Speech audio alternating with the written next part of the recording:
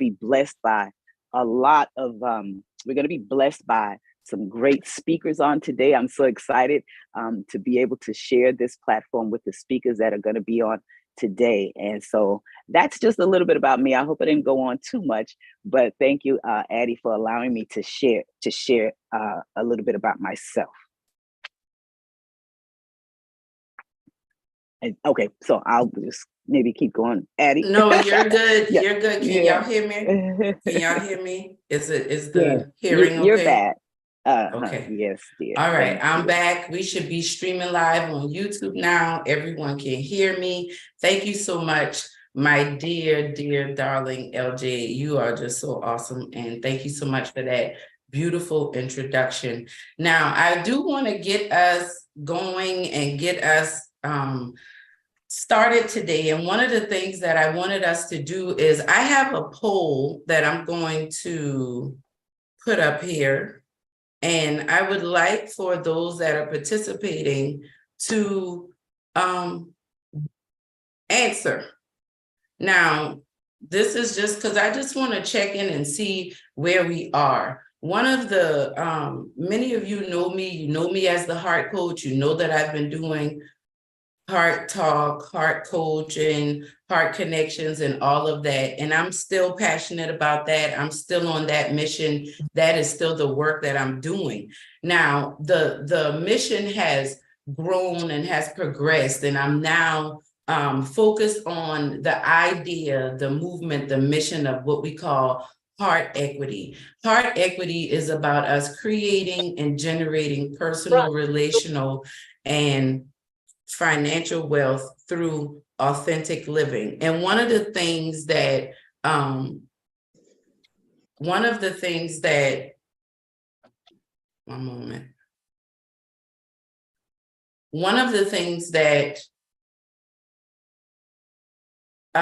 when we think about building heart equity and we think about growing wealth in our lives, a lot of times the first thing that comes to mind is money.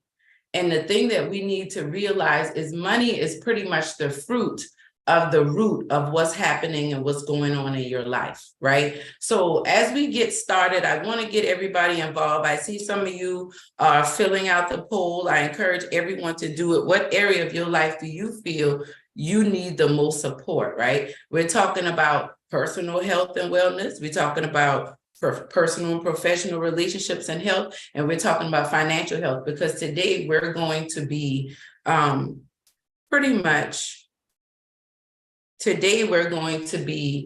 dealing with all of those areas. And I know that these areas are important to us because when I talk to individuals, when we're looking on the news, when we're going out in our community, we see that these three areas, people are really struggling. We see the healthcare problems in our community. We see people walking into shopping centers and churches and schools and just shooting people up. There are mental health issues that really need to be addressed. Suicide on the rise, divorce on the rise, families up at odds. And these are things that I really want us to start to look at on an individual level, because the truth of the matter is when you start to really work on building your own heart equity and working on your personal wealth and health and your relational health and wealth and your financial health and wealth, then others will see and follow suit. Right. And that's what this is all about. So I thank you all. I see that a lot of people, the majority say, they want support in the personal health. And we definitely have a professional and expert that's here today to help you out with some of that. Now we're going to get started here in a second, but I just want to, as we get started, I want you to start thinking about yourself, right? I want you to start thinking about your life. I want you to start thinking about some of the challenges that you might be facing, right? And as we go into our first speaker, I want you to think about your personal health as a form of building wealth in your life, right? Like a lot of people think about wealth, like I need to go back and take these classes so I can get this promotion at work, or I need to start this business, or like get this job, or make this connections with these people. Some people feel like I need to marry this person or have these friends, so that I can build wealth. But the truth of the matter is, before you can build any type of wealth or do anything in your life, you have to work on your personal space first. And with that being said, my first speaker that is coming today is very near and dear to me. This beautiful, beautiful woman is an entrepreneur. She is a peer support specialist. She is my mother. She is a grandmother. She is a phenomenal member of the community. But most of all, she's a survivor. She's a wealthy woman. And that's why I wanted her to come today and talk to us when we talk about spearheading Women's Health Week and celebrating Mental Health Awareness Month. This is our village, right? And if we're going to have a village is going to have your family. A village is going to have your friends, the people that you love and care about the most. And why not kick this off with my mother, the amazing Susan Beach. And we will go ahead and can y'all welcome her, give her some claps and bring her on in. Come on in, mommy.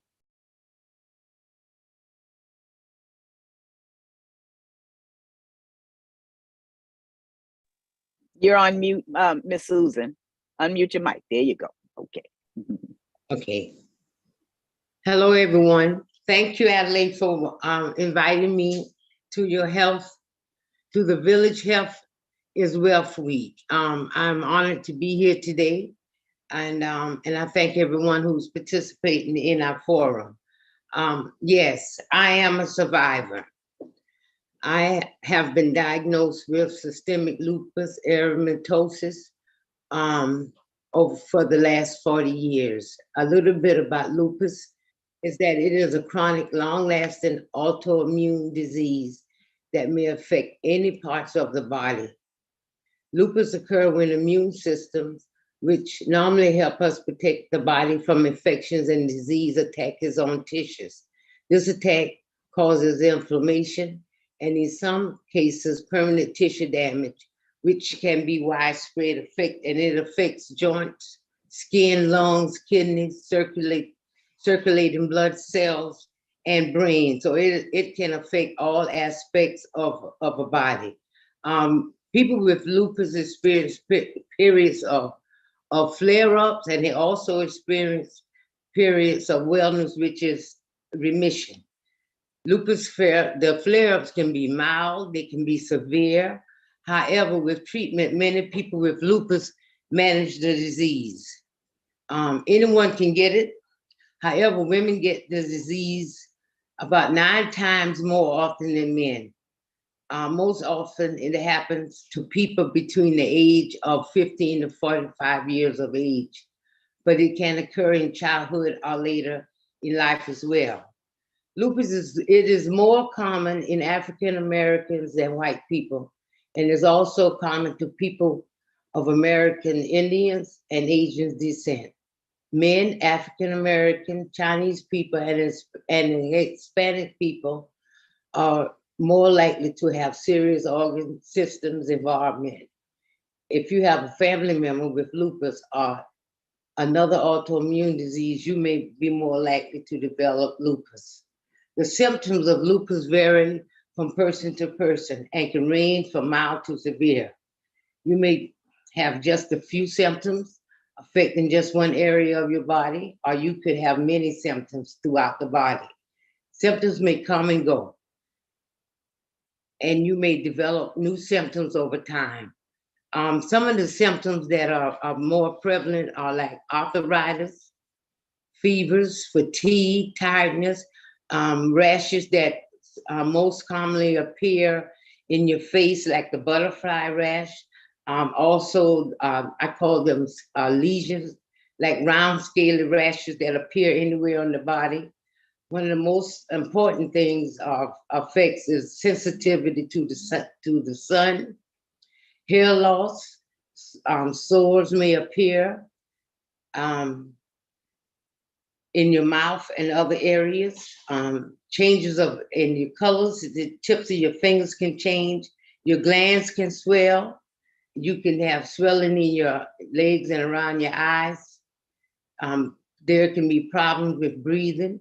At times, people they have headaches and dizziness, and with the mental health component, depression and confusion is common. Yes, yes. The cause of lupus is unknown, and researchers are still trying to learn more about the triggers that leads to the disease. Some of the things that they have identified that lupus affect genes and are the genes, which is could be genetic as well, environment and immune and inflammatory influences. The different forms of these genes may carry instructions of proteins, and that can affect the immune system. High levels and low levels of these proteins may be important in developing the disease. The environmental factor is very important because exposure to certain factors in the environment, such as viral infections, sunlight, certain medications, and smoking may trigger them. And the immune influences, researchers think that if the body does not remove damage or dead cells normally, this can trick the immune system into constantly fighting against itself. This process could cause an autoimmune response, which could lead to lupus. In addition, researchers are studying different cells types and how changes can be help combat the causes of lupus. Okay, that was just a spiel. As I stated earlier, I am a lupus survivor, and I'm grateful today for this platform. I'm also grateful that I do have a God of my understanding that has sustained me in this process. As I said earlier, the causes of lupus can be genetic, hormonal imbalances, medication, and exposure to chemicals. And this can differ in different people. I'm just going to talk about me and my journey in this coming to a place of remission, and I must thank God for that. You know, for me, as I said, I was diagnosed in 1980, the peak of my college career, I might say. And it is, for me, it is genetic. And I was affected with the hormonal aspect of it and chemicals. Okay, genetics for me, they said it can be triggered in childhood, at the earliest childhood. My father was the carrier of this disease. And I say that because through research and just family orientation, my aunt, his sister, was diagnosed in 1965 with lupus. At that time, there was little or no knowledge of the disease. Thereafter, I lost two first cousins on my father's side to the disease, lupus, and I lost my oldest sister. So that's how I relate to it as being genetic. Okay, and as I stated earlier, lupus can be triggered by hormonal imbalances. So during my childbearing years, that's when a lot of my symptoms began. You know, I had the butterfly rash. In times of my cycle, I would get the butterfly rash. My joints would swell up. I would be fatigued and tired, and didn't know what was going on. You know, and that went on for a long time, and that was one of the reasons why And later I went and had myself tested. Okay. And then the other one that I would attribute to the lupus flare-ups or me being diagnosed with lupus is chemicals. One thing people with lupus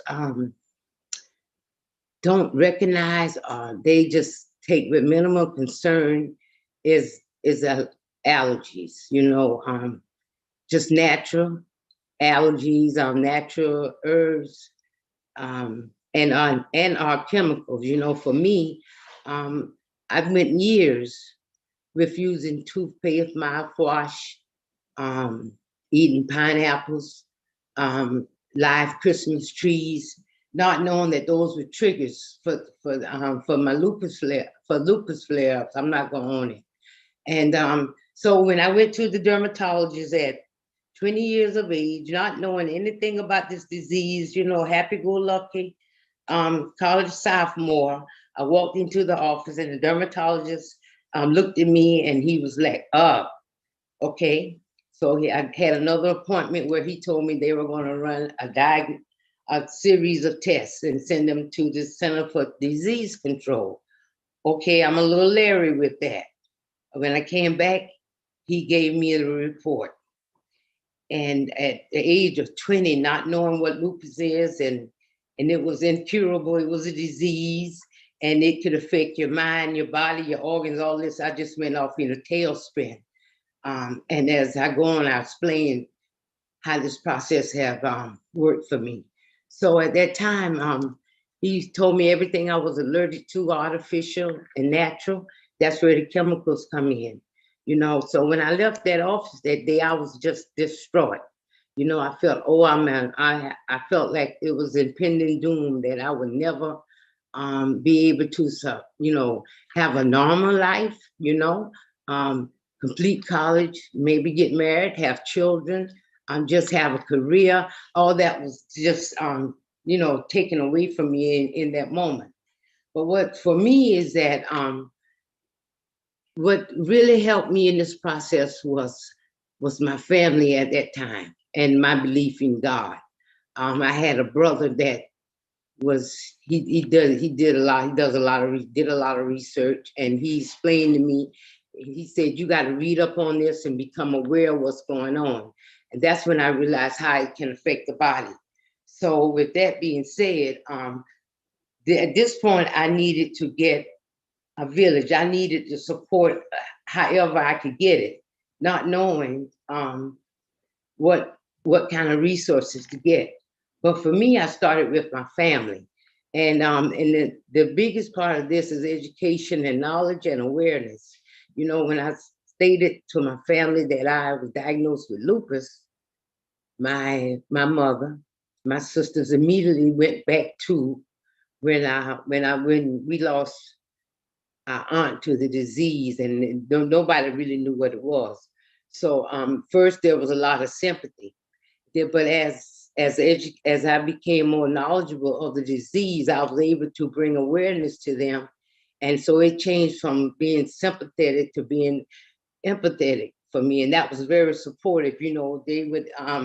They would rally to me, they would uplift me, and yeah, they would uplift me. And with that being said, I was thinking about the fact that I would inform my mother. She was very dear and supportive. But Mom, I can't eat this, I can't eat that. And she would remember. And when she prepared meals, those things were added to that, and also what's another important part of treating the illness or getting it to a place of remission, is that my doctors, having a great rapport with my doctors, letting them know how I feel, what's going on with me, instead of them telling me, well, you have lupus and you have to do this and you have to do that, to get it to a level of remission or contained. And at first, I had opposition with it. So I kept going, and I remained open-minded, because I said, somebody has to hear me. And so I got with a team of doctors. My treatment is with Medical University of South Carolina, lupus research, rheumatology. And it's been awesome. You know, I found a team of doctors there that listen to me. And I have been in several medical trials. And in that process, I was able to let them know what worked and what didn't work, you know. So I've gotten to a place now where for 30 years I was on prednisone. I started out with 40 milligrams, and I was reduced down to 5, and then I changed. They changed my medication to chloroquine, and the chloroquine has been it's been a stabilizer for my illness. You know, at this time in my life, I would like to just say that that I've been in remission for the systemic part of it, which is my organs. Over the past maybe 10 years, I can say that today with surety. You know, the discord part, which is my skin, I still have the rashes. They flare up every now and then. But with that, I have to be cautious and aware of what's going on with my body. That's why diet, exercise, the mental health component, you know, reaching out to people, letting them know when I'm not feeling well, you know, getting proper rest, you know, writing about what's going on with me. You know, I have a mentor, you know, I have people, I'm also in a lupus support group, which is very important, you know, because I meet ladies that are like me, you know, they're every one of us have different flare-ups, as I may say, but we all have to, we're there for the same cause. You know, we want to uplift each other in this process, you know, and also for me, it's important that I just take a step back and be okay with where I'm at. You know, in this process, I've had to learn how to, I had to revamp my life. You know, sun exposure, meaning I don't get to go out to the beach with a bikini on, or, you know, I have to be careful of places where I enter because of chemical smells and vapors. I have to be careful with my diet, like when I'm eating out in restaurants, because of the foods, the herbs, some herbs are herbs, but some of them I'm allergic to, which could trigger which could trigger a flare up. So there's a lot of things that I have to be cautious of. But what for me is that the more knowledge I get about the disease and become more aware of triggers and just things in the community and just life itself, I've been able to regulate and maintain a level of and I would say remission, you know. So with that, you know, it takes time, and I have to be okay with where I'm at in this space. I've had to find jobs. That's why I'm an entrepreneur. I get to work for myself. On some days I'm unable to get up. On some days I'm like, let's go. I'm gung ho, let's go. But in that process, I had to find work, employment that was compatible for me, you know, and that's been an ordeal. If I fast forward to today, I'm a certified peer support specialist, and I help families and communities. I share my story. I speak with people with chronic illnesses and help them, inspire them with hope, you know, and let them know that this is not the end of life, like as I thought it was in the beginning, that I can live a healthy, wealthier life. And it's been a journey. Some of it it's been hard, but I've learned how to accept the liabilities and focus on my assets, you know. So today, I would add that I am truly a lupus survivor. but I'm in a healthy space because I will not allow my illness to define me. You know, I believe that, you know, mind over matter, you might say.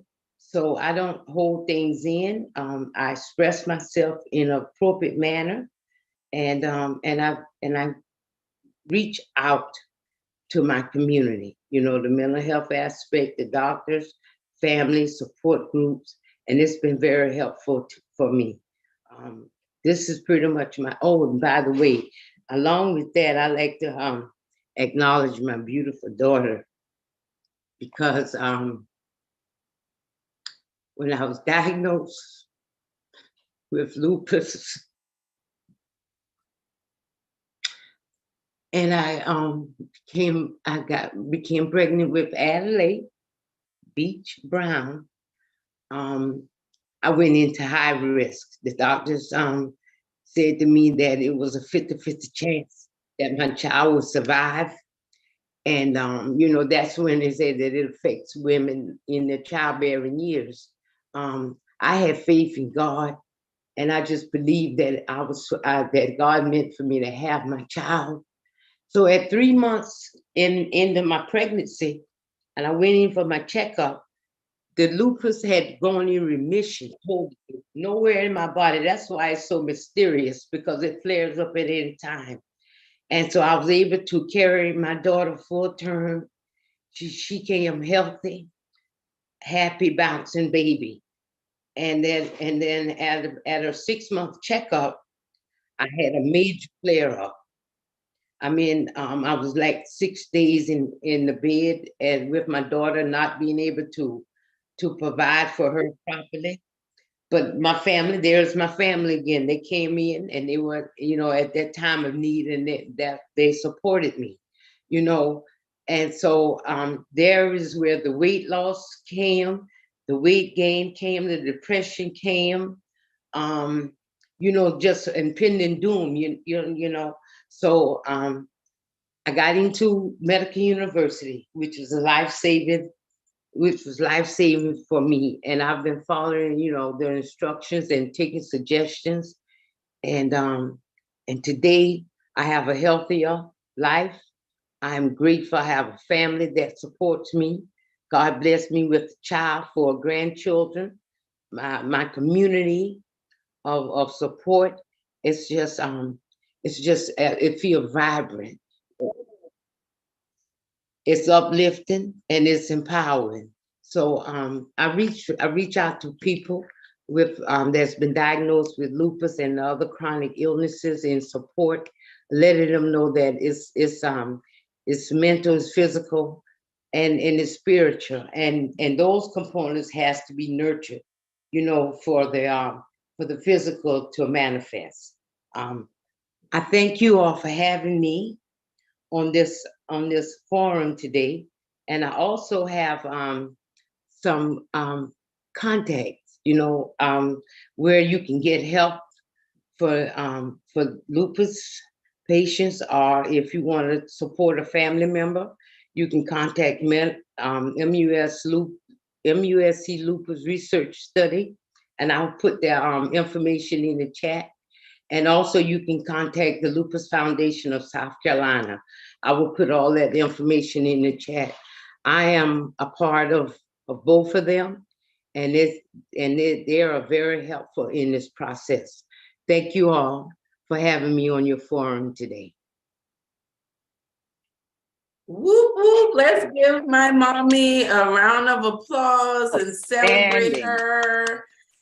That was absolutely amazing. Let's give her some hearts, put some hearts in the chat, some claps. Let me see y'all emotions, emojis, all of that good stuff. That was awesome. Mama, you did a wonderful job. Thank you so much. We appreciate you. And I just want you to know I love you.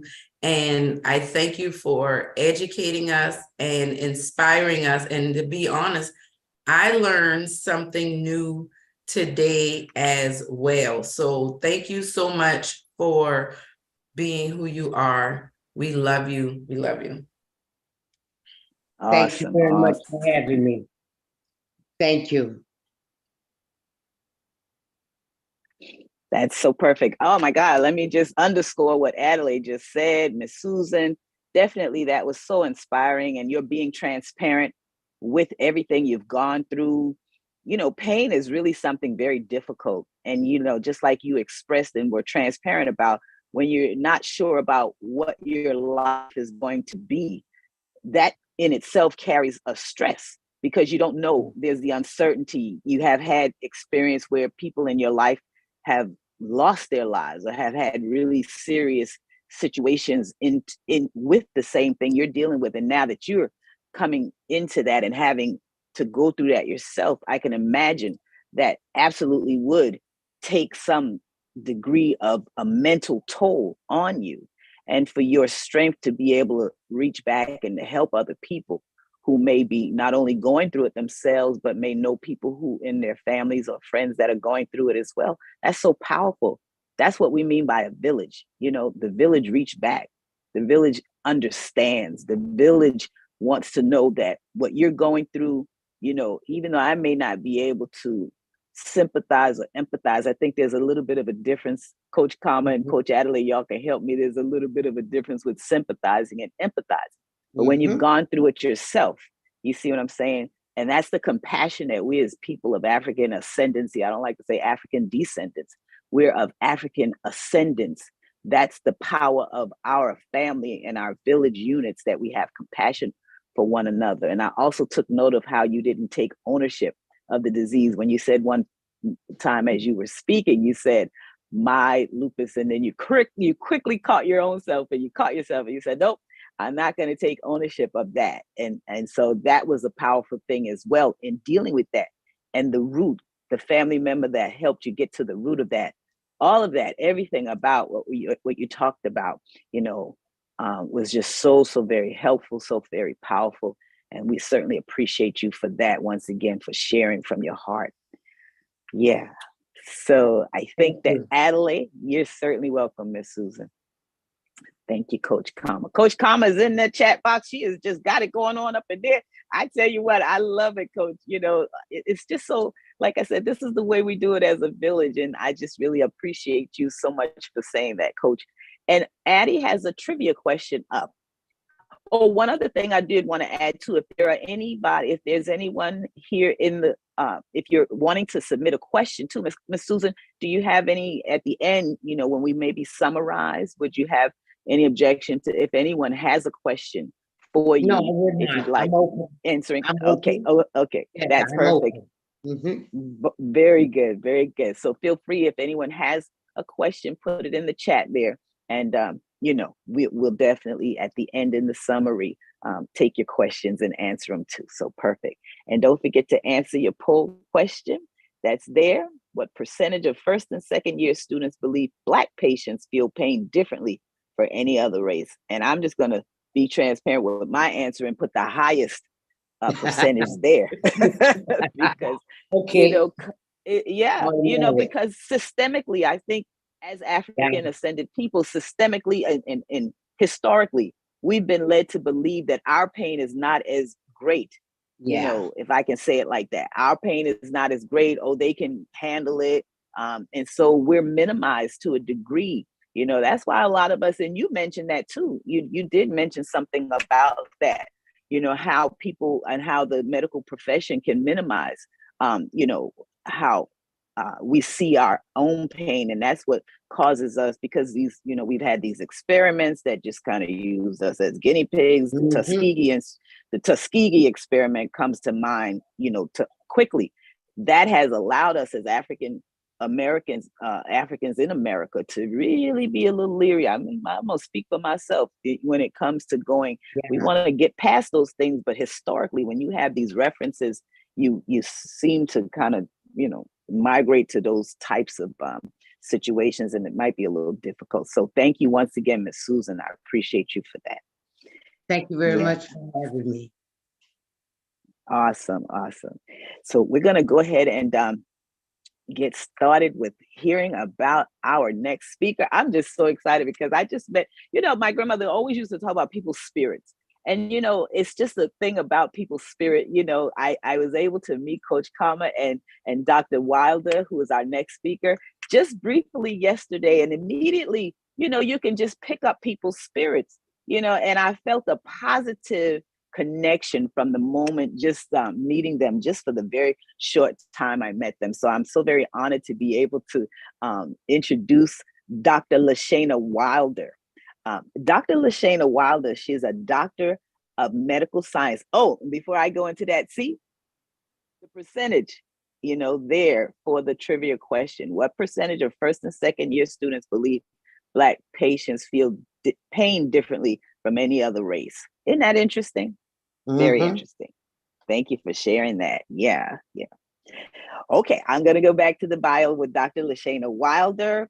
She's a doctor of medical science, a physician associate, and entrepreneur. She's right here from Charleston, South Carolina, and she's had a passion and a love for healthcare that caused her to work tirelessly towards advancing the African American community by removing obstacles that affect our access to quality healthcare and our overall wellness.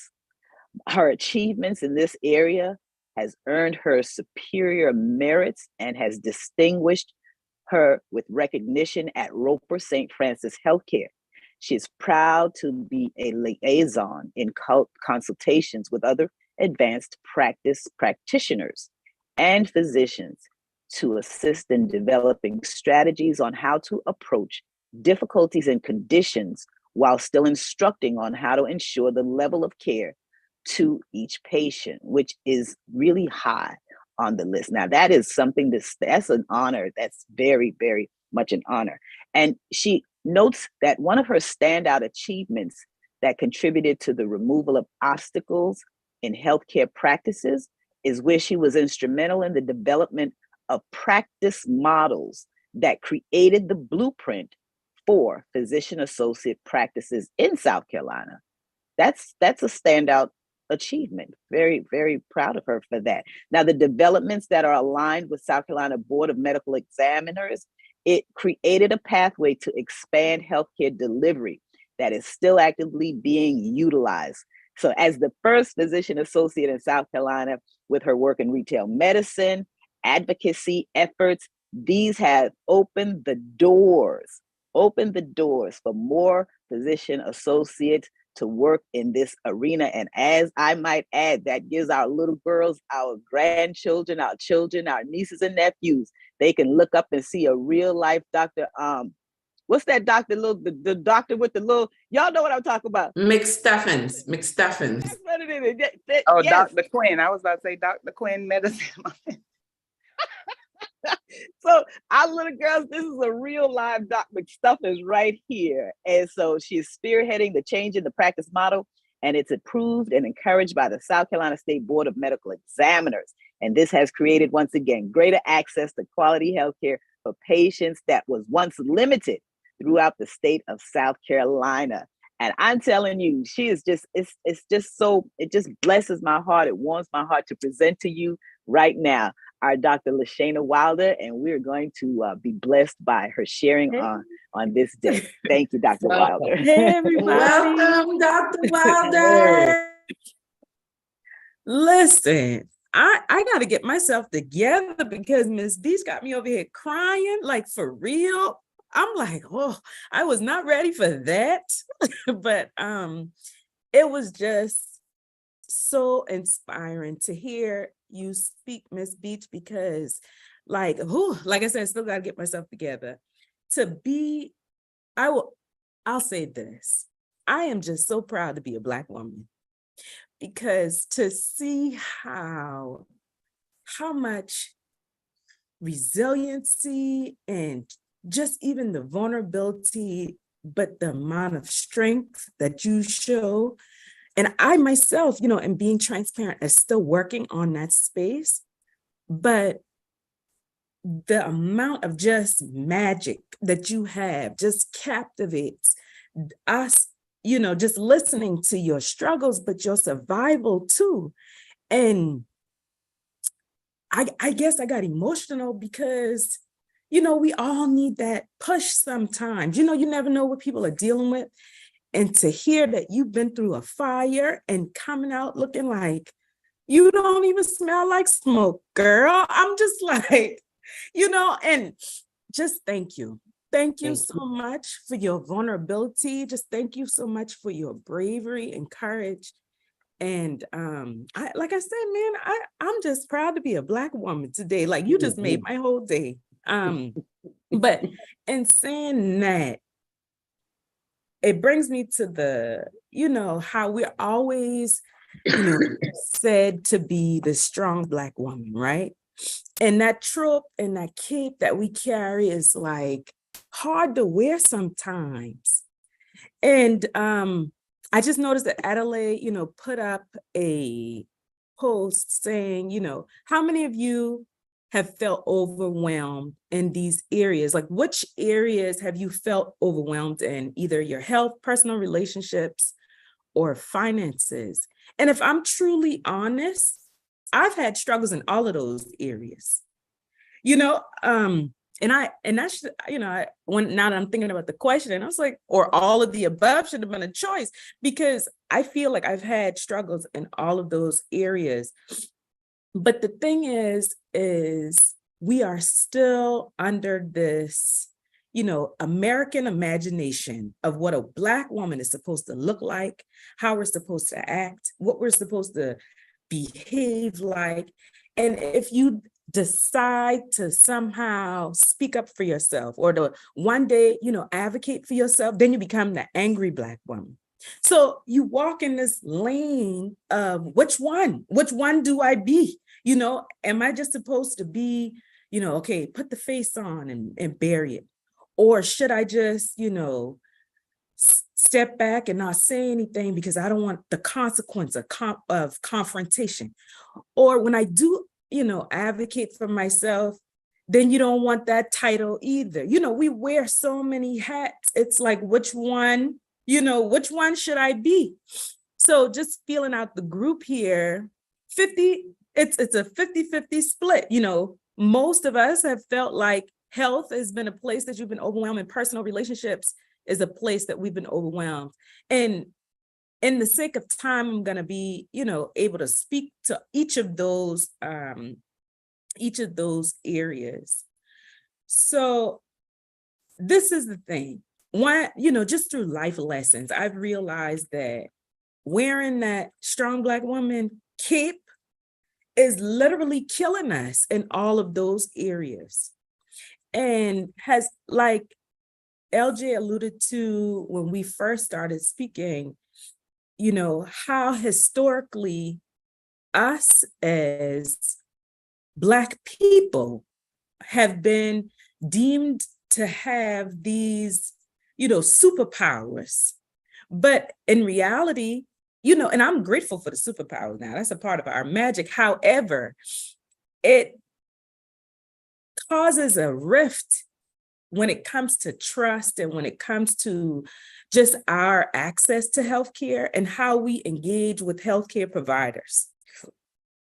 So I'm not sure if most of any of you knew about this, but even as recent as 1993, there was a study that was conducted where it painted the picture of what a Black woman should look like. It was called, and it actually got a title.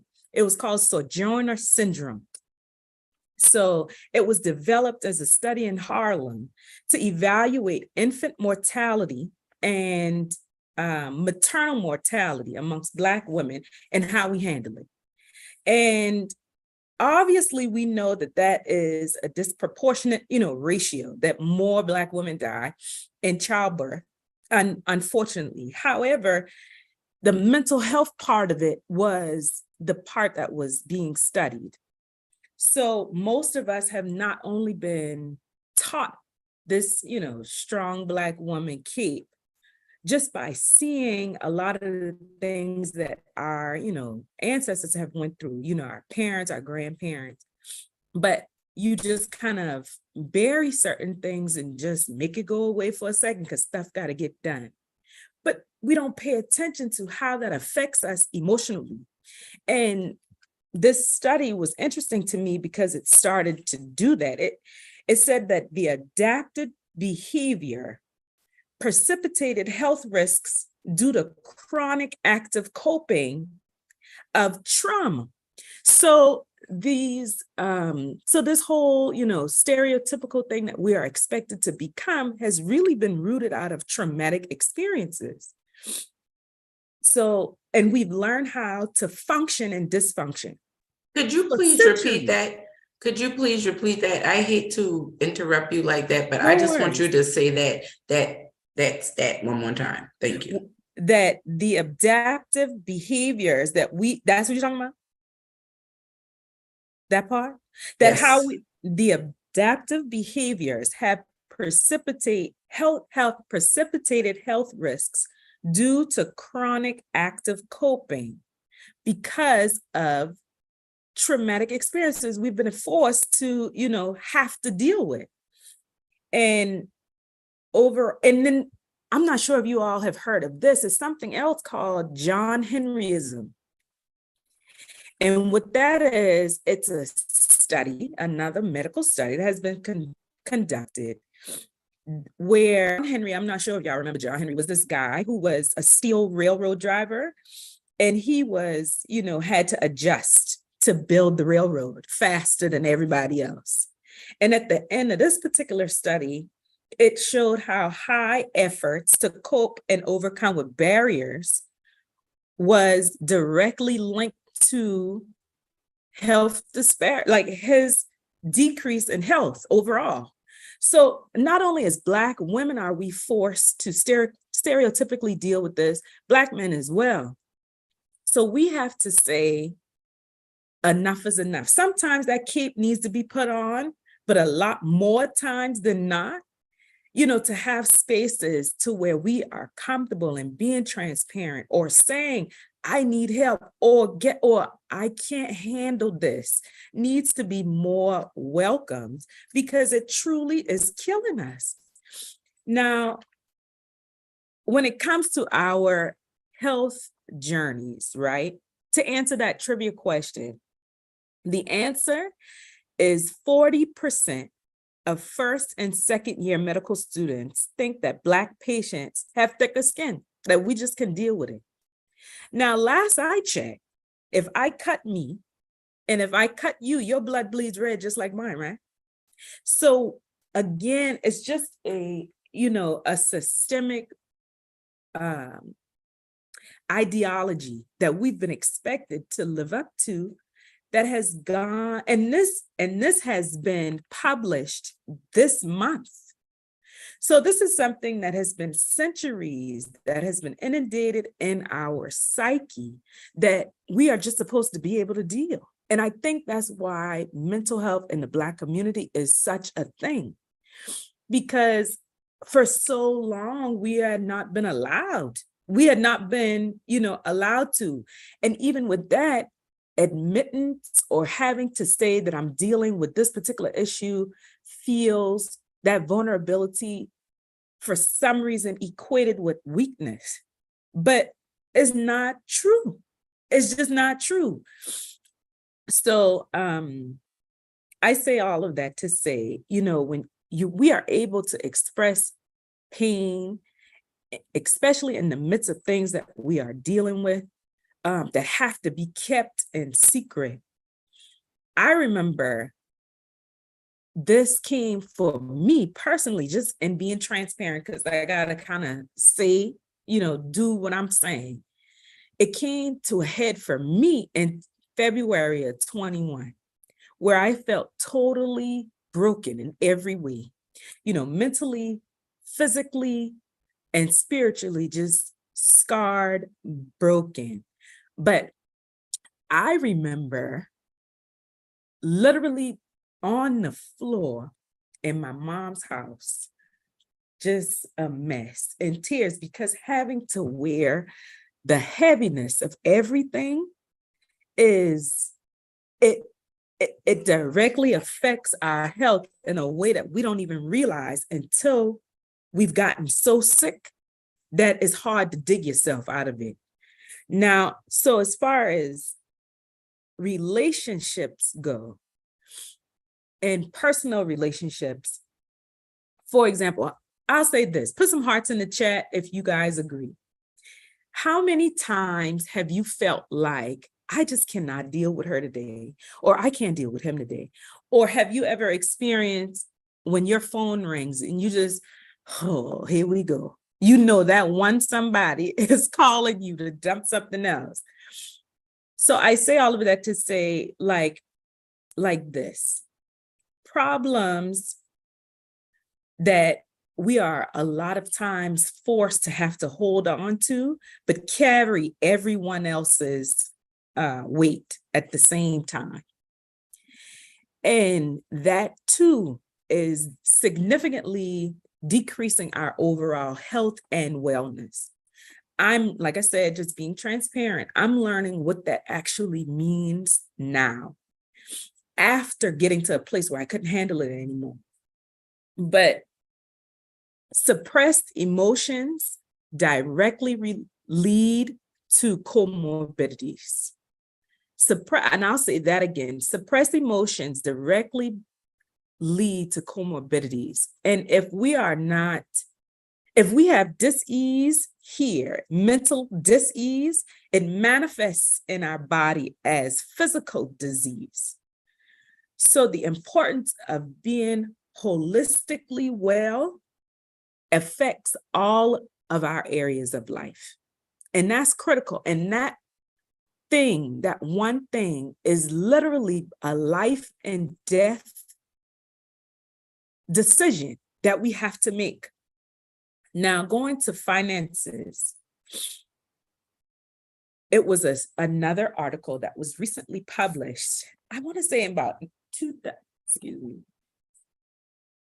Sorry, my notes fell. In 2017, that talked about how sexism and racism and gender inequality directly affects us as Black women in our finances.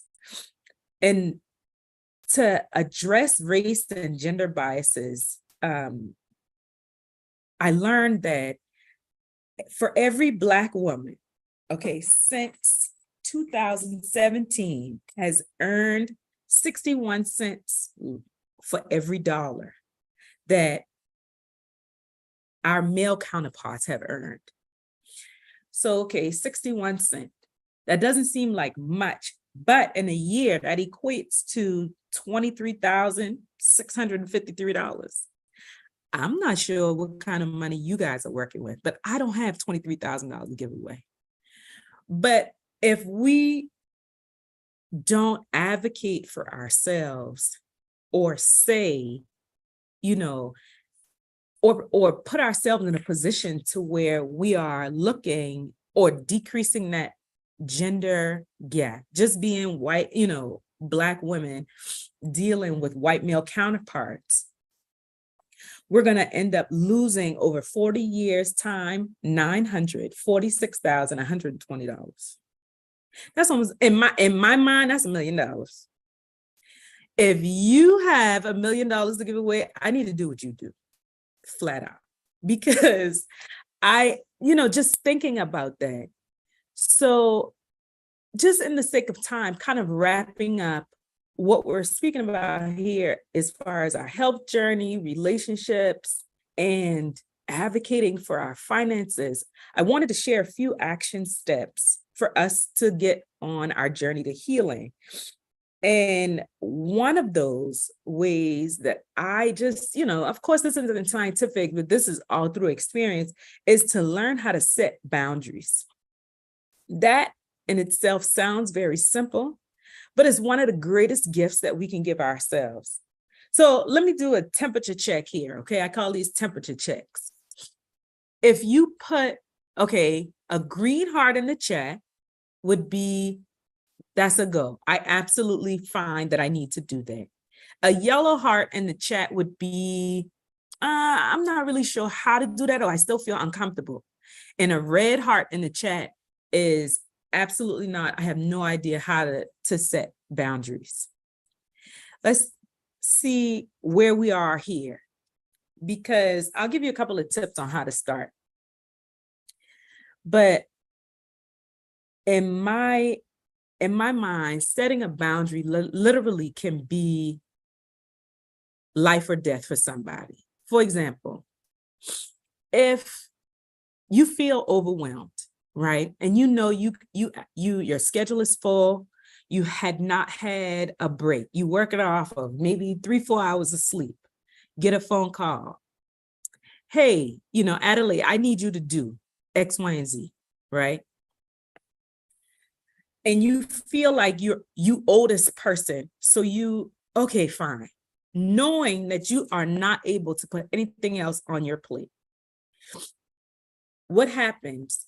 Again, like I said before, suppressed emotions cause illness. So that later on can turn to resentment because you're looking at them like, and then you get to a place where when they call you, you feel like, oh, I don't feel like answering this phone.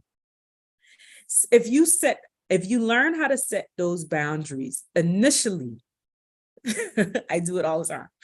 Setting those boundaries can be, I have a meeting, okay? And a meeting can be, honestly can be a Hulu appointment with yourself to just have you a glass of wine and sit and watch in front of TV. That's your own personal appointment.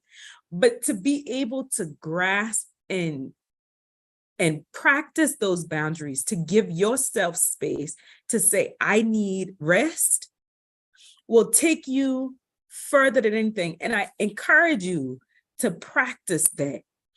Because again, the more and more you allow people to cross those boundaries, the more and more sick you're going to be, period. Boundaries don't have to be anything, to where you have to, tell somebody off or cut them off, or you don't even have to be rude or nasty. It could just be, I'm sorry, I really would like to this time, but I just can't.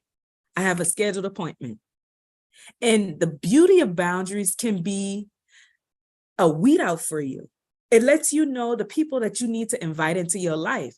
If they push back and say, well, what you have to do, like, what kind of appointment you got? Red flag.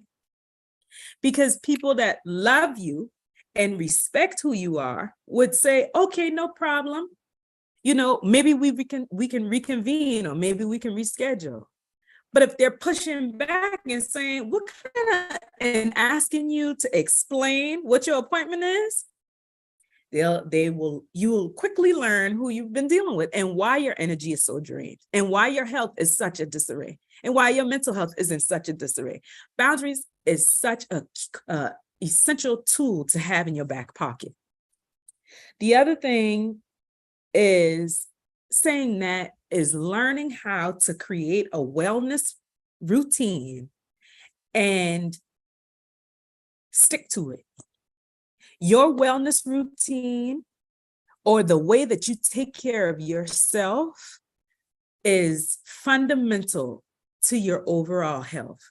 And wellness, as far as wellness, is not necessarily just, self-care.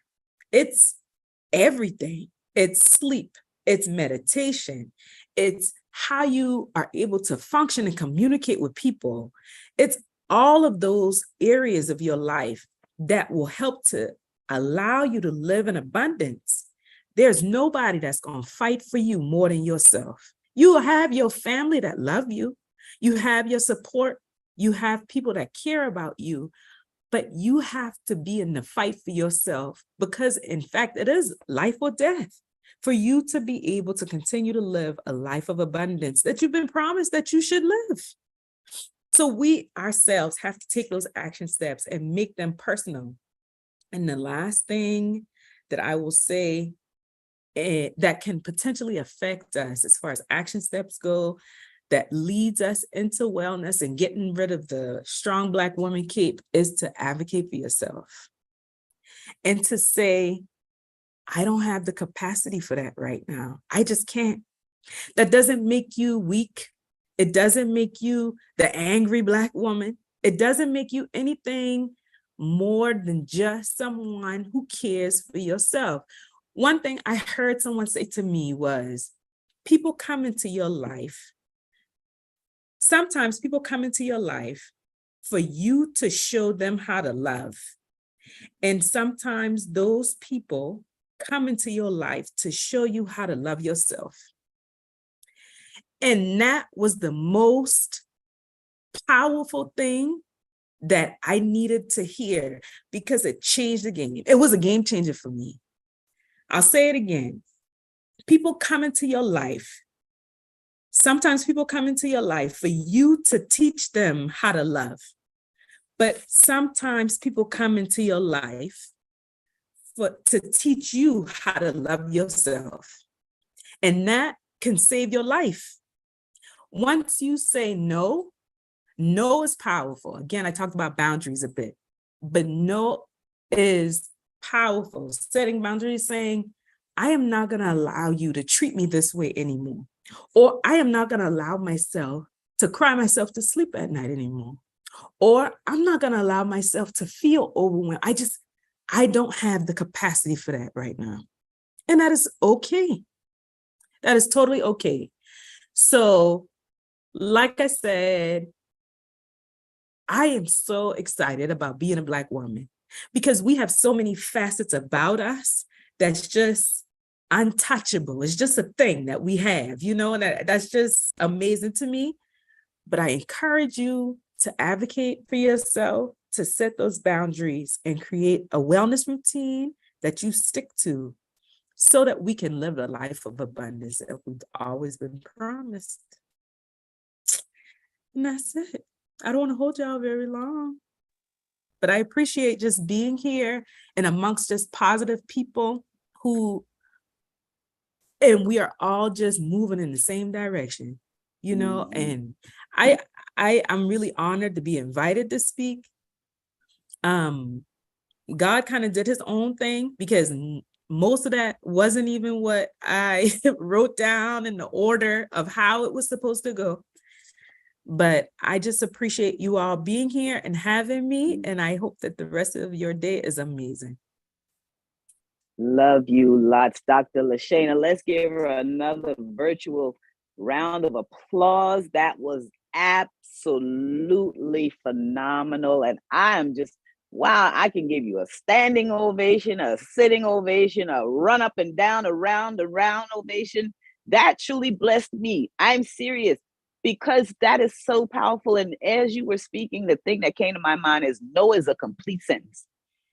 And I was always taught that no is a complete sentence, setting boundaries. And I just love everything you said. I am not going to even go too much, because you have already spoken. I'm telling you, hats off to you, Dr. LaShayna. Wow, so beautiful. And you got so transparent, and I felt your well of emotion coming through.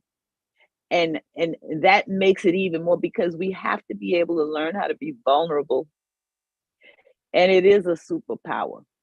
And that's the only way we're going to heal, is when we tell ourselves the truth. LaShayna, Dr. LaShayna Wilder. Listen, do I have another bonus daughter? I might have me get Coach Karma and you, if y'all mamas will let me be I'm just, right, Sister Susan? We just got to, that's what the village is about. That's our village. That's how we get our village. Absolutely. Of wealth. Mm-hmm. Beautiful, honey. Thank you so very much. Awesome. That was. Thank you so much. Thank you. That was awesome so much. Thank you, Dr. Wilder. Thank you so much for sharing. How y'all doing? Let us know what you're thinking, how you feeling. Put some comments, information in the chat. We made it through the first half of our Village Wealth Week, and I just want to know what y'all are thinking. Is this information helpful? Are you liking this? Is this something you can do? I hope y'all getting your lunch. I'm not eating, but I'm drinking some coffee. Look, I got my water. I'm almost finished my water. So I want you to make sure you're hydrated. If you need to use the restroom or whatever it is that you need to do, make sure that you get that done. But I'm just so thankful y'all are here. I knew that these speakers would be amazing. However, I was not expecting what has transpired so far, and I know it's only God. We started off a little rocky, and I'm so thankful that as we just chug it on through. And if it's nothing else that you don't get from this event, is your health is your wealth. I feel like my mom, Susan Beach and Dr. Wilder have done a great job of pretty much both kind of honing into this whole idea of how when you're taking care of yourself holistically, the products you're putting on your skin, the food you're eating, the company you're keeping around you, the decisions you're making, this impacts your wealth. I didn't say health, I said wealth. This impacts your wealth, right? So we want to hear from you, you all that are out, that are listening, everybody in the Heart Tribe. How are you feeling? Put some information in the chat. Shout out to Brandon, wonderful information. If you want to come off of mute, I'm going to unpin you. I know Dr. Wilder's like, take me off this screen. And we're going to unpin you, and you know, if you want to come off of mute and share how you feeling, we'll take some comments from at least 2 or 3 people. I really want to hear from you. And then we're going to keep going. Like I said, if you have your lunch, eat your lunch. I hope you're snacking. We get ready to get up and move around a little bit. Got a little surprise for you. And we're going to keep this show moving right along. So is there anybody that would like to come off of mute and just share what you're experiencing, how everything is going for you so far? We'd love to hear from you. And if you have any specific questions for Dr. Shana or for Susan or myself, we just want to give you this time. I know some people are coming out through their lunch break. Some people can't stay to the end when we do our ending Q&A. So if you like to share, we'd love to hear from you. And I'll give y'all a little moment, and then we'll, like I said, keep moving forward.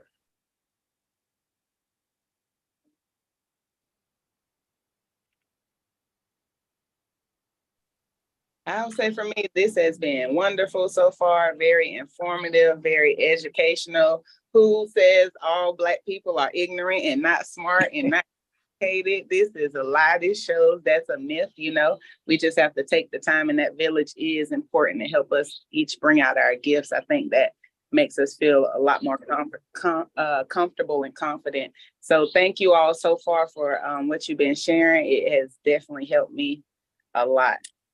Thank you. Absolutely. Beautiful, beautiful. I like to add to what Dr. Wilder was saying, you know, advocating for ourselves as strong Black women. And I just reflected back to when I had to go into the doctors, and I had to present myself away, because in the initial meeting, you know, that stigma, being a strong Black woman, you know, being hard kind of thing, them not understanding where I've come from, you know, the things that I've had to endure. You know, I had to place myself in a posture to let them know that I'm human, that this is what I need. Can you help me? How can you help me? Can you give me resources? Because you know, they're not empathetic to our needs. You know, like she said, like Dr. Wilder said, you know, Black folks have different skin texture.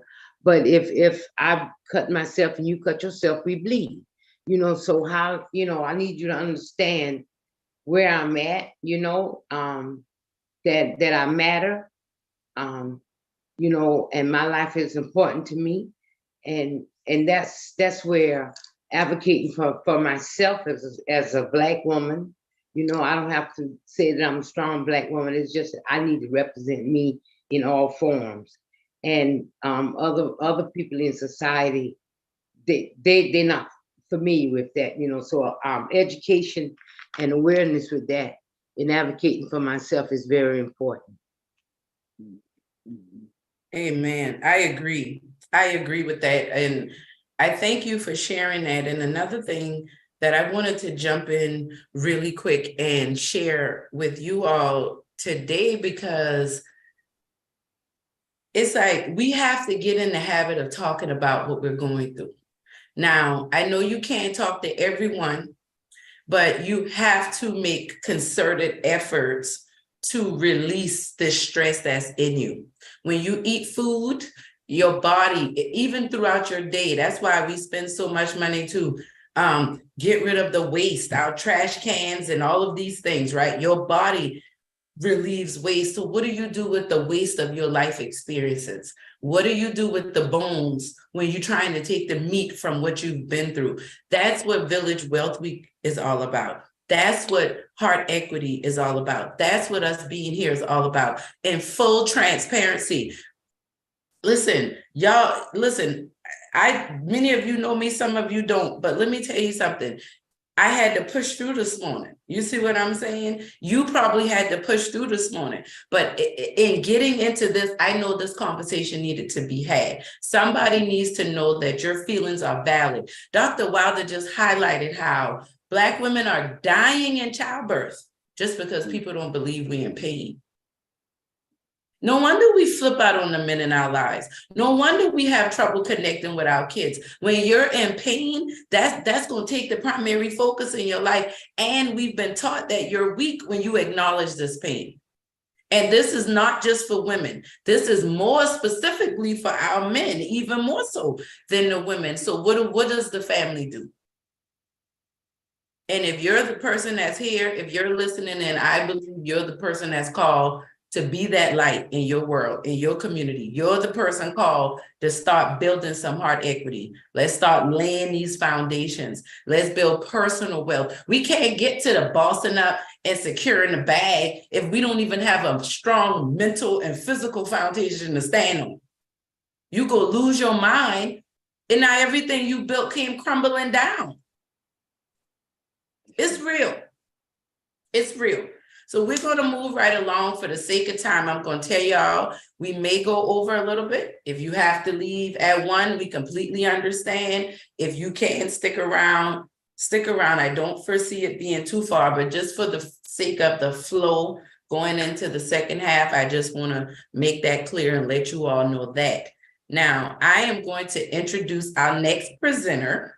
In the sake of Village Wealth Week, we're going to do some activities. We've been sitting down for an hour. Many of us sit down at our desk all day and don't move and complain when we get up about our backs and everything. So we're going to do a very brief exercise with our health and wellness coach and expert, and also Air Force veteran. Shout out to the veterans. Thank you so much for your service. Our very own Coach Karma Woods. So come on up, Coach Karma, and help us get our body moves now. I hope that y'all have on pants and stuff, those who got your camera on.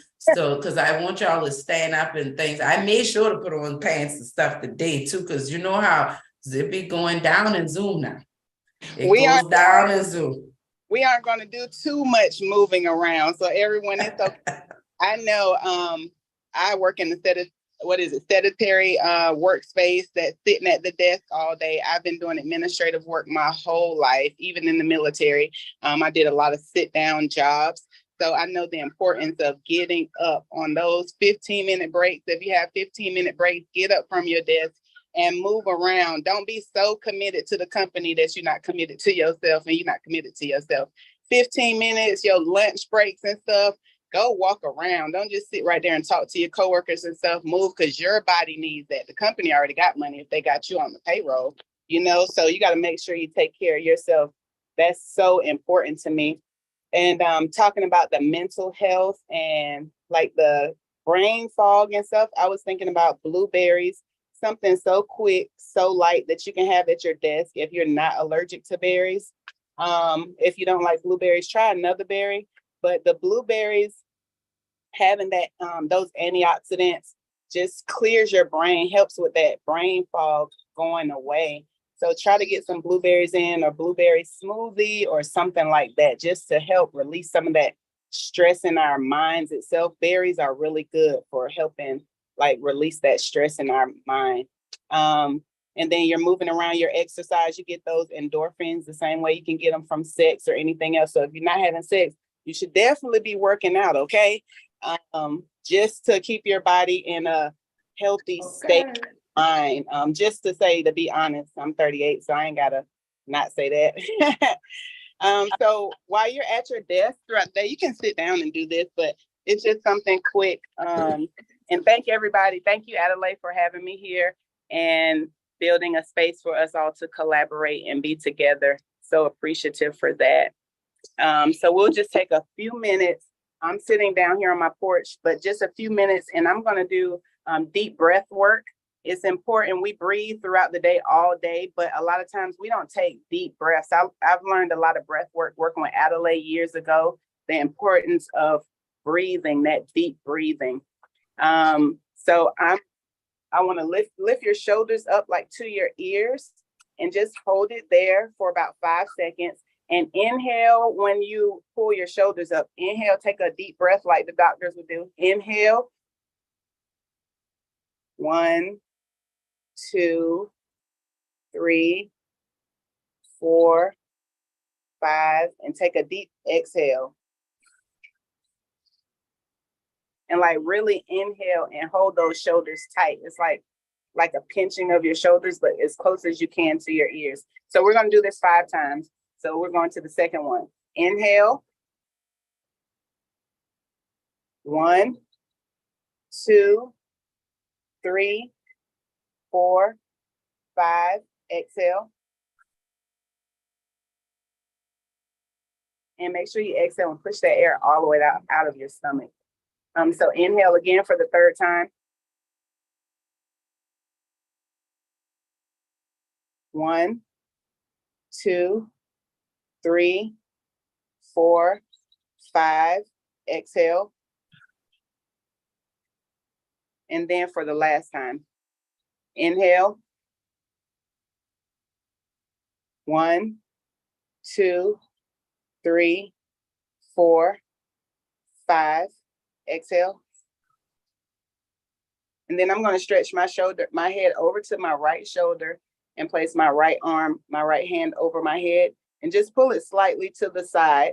So while you're sitting at your desk, it's stressed out. I get a lot of tension in my neck. Just hold it there for about 5 seconds. And you can count in your head and then switch to the other side when you're ready.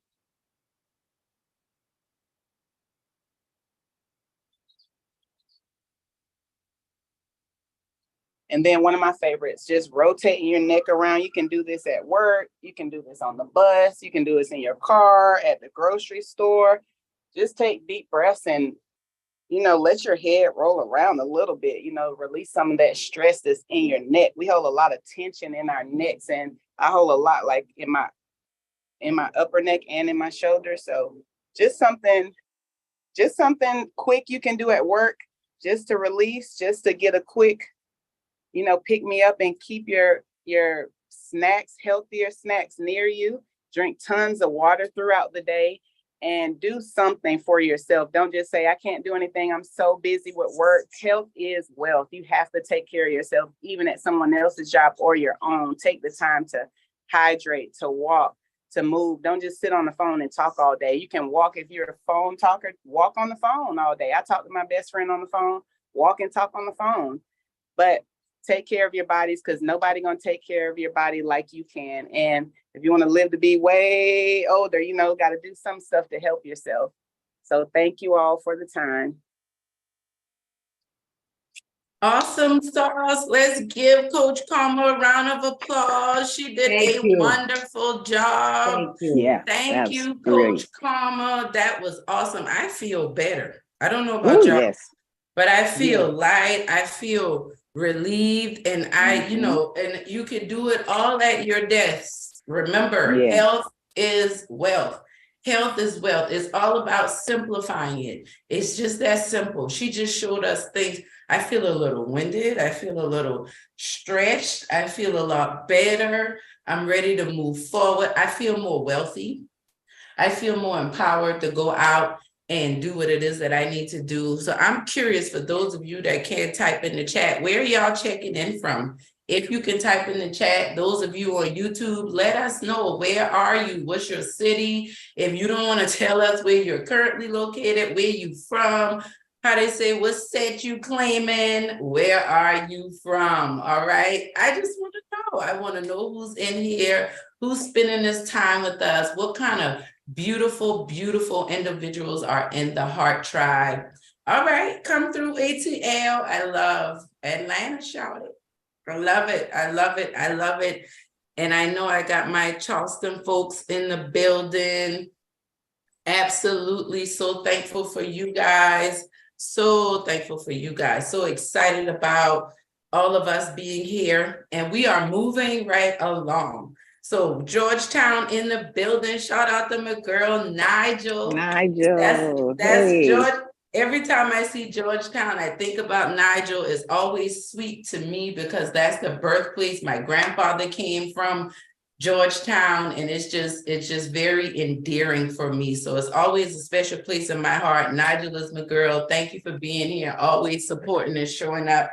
Shout out to everybody in YouTube land. I know I got my peeps out there. I thank y'all for your support.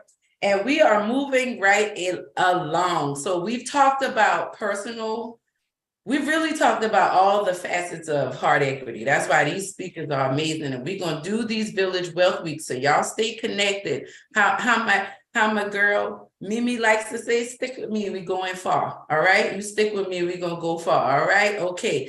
We're moving along. I'm excited because we got, I think, the only male man king in the building, but trust me, he can hold his own without a problem. I can promise you that. So we're going to move right along. We talked about all the facets of wealth, but right now we're going to focus on financial wealth. And our next presenter is my I'm gonna do it right. I'm gonna get it right, Coach. This is my business partner, realtor extraordinaire, one of the top realtors and 7,000 realtors in Charleston. He's in the top percentage, so that's a big feat. He is a mentor. He's the co-founder of the Concrete Rose Incorporated. It's a mentoring program for boys and girls based here in Charleston, South Carolina, where they do sports and mentoring, and they're serious about that. He's a confidence coach, my business partner, my brother, all of these things. But most of all, I want to welcome you, Coach Daryl Capleton. Y'all clap it up. Let's celebrate him. Come on in the room, Coach. Let us know what God put on your heart for us today. Hey, how y'all doing? I just want to. Hello. That's good. I just want to say thank y'all. Thank y'all so much for and this I'm here to y'all. I mean, Adelai told me, hey, you're gonna probably come on about 12 o'clock, and I don't know, but she said, hey, if you want to come on from the beginning, and I got on as soon as I could, and I'm so happy I did because I got some really good information, you know, for myself as well as my daughters, my wife. Even though she's on, but, you know, sometimes as men, we don't understand women all the way. I mean, I was raised by a single mother, so I got a high level of reverence and respect and honor for y'all. Like, as you know what I'm saying, my mother was so loving. And so, and I was listening to Machina. I want to talk about that a little bit. I was listening to her. She talking about how America or people see Black women. Well, I don't know about that. I don't, you know what I'm saying, but I know how I see y'all, and I see y'all as just like, so if I could just describe how I see Black women, I just, in one word, I'll say needed. You know what I'm saying? Like, y'all so needed, you know what I'm saying? And in my life, and I think in the world, and I want to say that, you know, and to admit that someone needs something is almost like the hardest thing for people to do. That's why y'all feel that pressure from the world, because people don't want to admit that they need y'all. And because that's like really hard, especially for a person in a power position. It's hard to admit that you need someone, and y'all need it. I'm glad and grateful and honored that my mom taught me that. Like, she didn't taught me that just by like teaching me by words, but just by how she lived. It was known that, man, I need this woman. And so when I got my wife, it's the same thing and pass it on. I need her. I need my daughters. You know what I'm saying? Because it's just certain things that y'all got that no matter what I do, you know, no matter what, I can't get by without y'all. And that's the world really, but the world just fighting that. You know what I'm saying? Like people, you know, black men, black anybody just fight when you feel like, because it's vulnerable to say you need somebody. I just happen to be a type of person that I don't know what. If I feel like I need you, I need you. I don't care what it is. I don't care who you are. I don't care what color you is. If I need you, because that's a need. You know what I'm saying? But for some reason, that's hard for people to admit. So I think that's a part of the pressure. I know, we're gonna talk a little about the finances, but I just wanted to say that because that was on my heart when Miss Shannon was speaking. Like, you know, like, dang, like that's how y'all feel, but I don't feel like that. And there's a lot of people that don't feel like that. You know, it's just hard to admit it. You know, but you know, when you got a loving mother, when you raised by a loving mother, I lost my mom in 2020, but I, you know, from COVID suddenly, you know what I'm saying, it was unexpected, but I still feel like, you know, I love her, I need her, you know what I'm saying, and I need my wife, I need all, you know what I'm saying, the Black women. I needed this conversation, you know what I'm saying. I was trying to, I was at home, but now I'm on the way. I got a house to show and got to work. But I said, man, I'm glad I came on early, you know what I'm saying, not just came on like 15 minutes to say, okay, now you're going to speak, man, because I needed a lot of that stuff that, you know, y'all talked about. And I'm glad that, you know what I'm saying, y'all getting together and having this village, you know what I'm saying, that's because we need that with men, but men are so strong with not feeling like they need anything. So it's hard to do what y'all doing now. And I commend y'all.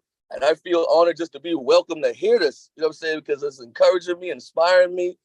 And, you know, I feel like, dang, man, y'all got me. I'm like, dang, man, this is some powerful stuff to kind of like, to follow, you know what I'm saying? You know, but I'm going to just keep it real. You know, Adelai, no, I'm a straight shooter. You know what I'm saying? I would keep it real and just give it to y'all straight. I want to talk about finances a little bit, even though I would be real. Some of y'all answer them questions. Ain't nobody care about no finances on this thing. But at the pool, zero. So, hey, y'all let me know who need it, not me.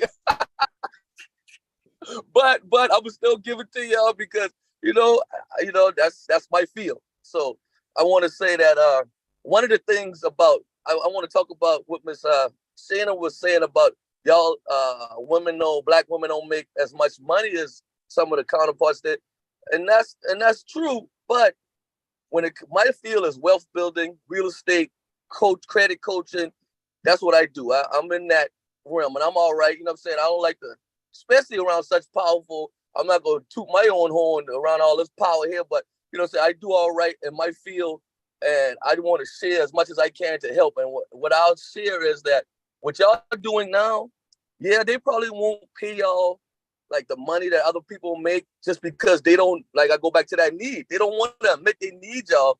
So, and they want to try to keep that system going. Like we don't, and they want, long as you know, I don't know how y'all gonna know, but I'm telling you, hopefully these words let y'all know that, hey, we need it. So you can try to pay me $1 to 100. I don't care. You know, 1 cent to $1. I don't care. I know you need me. So when you know that, you know, that will give you, like, help you set those boundaries too. You know what I'm saying? Knowing that. Because I'm telling you, you need it. But if y'all keep doing this right here, like real estate is my thing and wealth building is my thing. And one thing I'll say with that is, like, men, we probably have more opportunity to like build wealth and I'll say get to that bag. But women, y'all way more capable. I mean, I'm being just 100% real because everything that, you know, the little that I've accomplished in my life, if it wasn't for me asking my wife and my mom certain things, I wouldn't be able to do it. And my wife and my mom, they so, God bless her, so they're so sharp and so smart. Like God made y'all so smart. Like I can ask things that get to me like, dang. And I'll ask my wife and be like, man, but I'm talking about big deals. And she'll just sit there for a second. Sometimes they come out so fast, like, nope, we ain't doing that. Nope. And I'd be like, dang, like she's so sharp with that thing. Like, hey, how you know that? And then, but 99% of the time, My mom been the same way. She be right when it comes to those deals. So y'all got the capabilities of getting like real estate or getting like investing and stuff like that. So don't close that chapter. Like, yeah, y'all doing the 9 to 5 thing is good now. Whatever you do want to do, but don't close the chapter of pooling all these people together. Like even on here and starting like an investment group or something like that, because y'all so smart, y'all gonna kill it. And don't worry about people trying to act like, oh, no, men and the men. No, ain't no man smarter than no woman, man. I don't care when we get the opportunity, but y'all got the stuff that's needed, the gift, because God gift y'all with that because he knew we needed y'all. So if God know we needed y'all, he said, I'm gonna send you a suitable helper. He gonna give y'all all those tools that I must be ain't had. If he's saying this woman, I must be ain't had them. So I just want to put that out there for y'all, man. If I know finances ain't a big thing, but if you're thinking about it, real estate and investing, especially for smart, powerful people like y'all that willing to talk and lift each other up and they ain't gonna be tripping about no money, y'all will take off. Because that's the main thing that be messing us up. Men, we always tripping about money now. We always tripping about money. If it ain't for my wife, I'll be done pull all a little bit of hair out I got. And I ain't got nothing. And I still try to pull them out when it's talking about money. But she don't never be tripping. She just be whatever. Okay, this is what we gonna do. This is what we gonna do. This is what we gonna do. When it comes to money though, men, we trip. You know what I'm saying? So y'all don't. So y'all ain't gonna have a lot of, I don't feel, you know what I'm saying, from the women. I'm going off the experience of women that I've encountered. I got a good batch that I've encountered with my wife and my mom and my aunts and Addie, because Addie's a very close friend of mine. But y'all just so sharp. So y'all, when it comes to finance, if you're thinking about, hey man, y'all ain't giving us the money we deserve, put y'all money together or start investing where nobody can control nothing they give you. When you invest, especially in real estate, it is what it is. There ain't no, oh, my house costs this much, but since I'm a woman, your house costs more than mine because you a man. It don't work like that.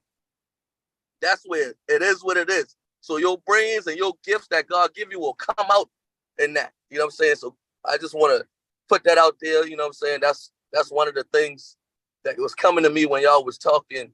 Like, man, if I had, a group of women like this and we was investing in something, I'll just sit back, boy, and say, boy, we about to make some money. Because them boys are sharp, like really smart. And that's something that nobody can take that away from y'all. Y'all. But I'm gonna tell you another thing. And when you talk about the superwoman thing, I want to go back to that. Michelle, you hit some great points, and that's why I'm piggybacking off a lot of what you said, because like it just hit me so much when you was talking. You know what I'm saying? And you talk about the superwoman thing. Well, and I think that a lot of times when it comes to financing and how I can kind of marriage that together a little bit, when it comes to investing, if y'all, like some of the things that y'all go hard with, it come to y'all naturally, like motherhood, being a nurturer, being a wife. Like you don't have to, in my opinion, from looking on the outside, looking and being a coach and a mentor, a leader, and you don't have to really go that hard because y'all, that thing come to y'all naturally. But sometimes I feel like y'all will go hard in the area that it come to y'all automatically. And that kind of will get you drained a little bit too. I don't know why. I'm not a doctor. I don't know why sometimes I've noticed women do that, go hard in the area that automatically come natural to you. You know what I'm saying? And so if you kind of fall back on things like, you're a good mother, you're a good spouse, you're a good woman, period. So I don't got to try to go hard and be that.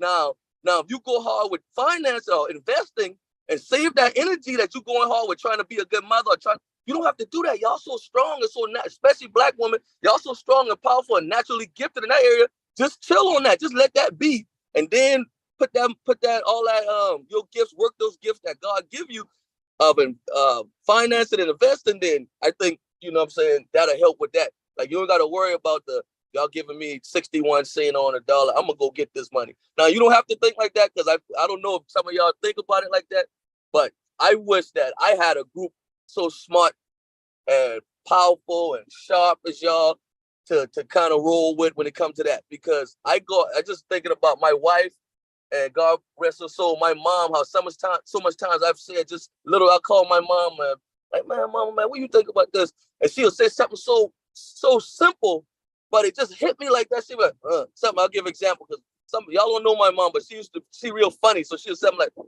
I know about that. And they'll be like, all right, Bill. And they come down the line up in the perfect advice. You know what I'm saying? Like, oh, snap. So I think all y'all got that. So when we talk about finances, if y'all want to consider real estate or consider investing, I think that's what I'll kind of like say, hey, man, I think y'all will be powerful when it comes to that. You know what I'm saying? Then, that's all women, especially black women, man, because y'all stern, like, don't play with me. Don't play with me. This what this worth, you ain't giving me less. Like, I don't care. You know what I'm saying? There's been plenty times in deals I had to ask my wife, like, man, you think we should? No. And I'd be like, man, no, we ain't taking that. You know what I'm saying? Like, that even though, I'm supposed to be the man or whatever, I'd be like, man, I'm ready to get this. No, we ain't taking that. So I think that's a gift, a strong gift that y'all got as far as like intelligence and just like savviness, and that y'all can use in investing and wealth building, and kind of like, okay, whatever, you want to give us 61 cents on a dollar, okay, go ahead, save that for somebody else, because we going to get this back. But you don't have to think like that. That's just my kind of thought on it. And that's about it. Hopefully that bless someone. Thank you, Coach. Let's shout it out. Let's clap it up for Coach D. Y'all put some claps in the chat.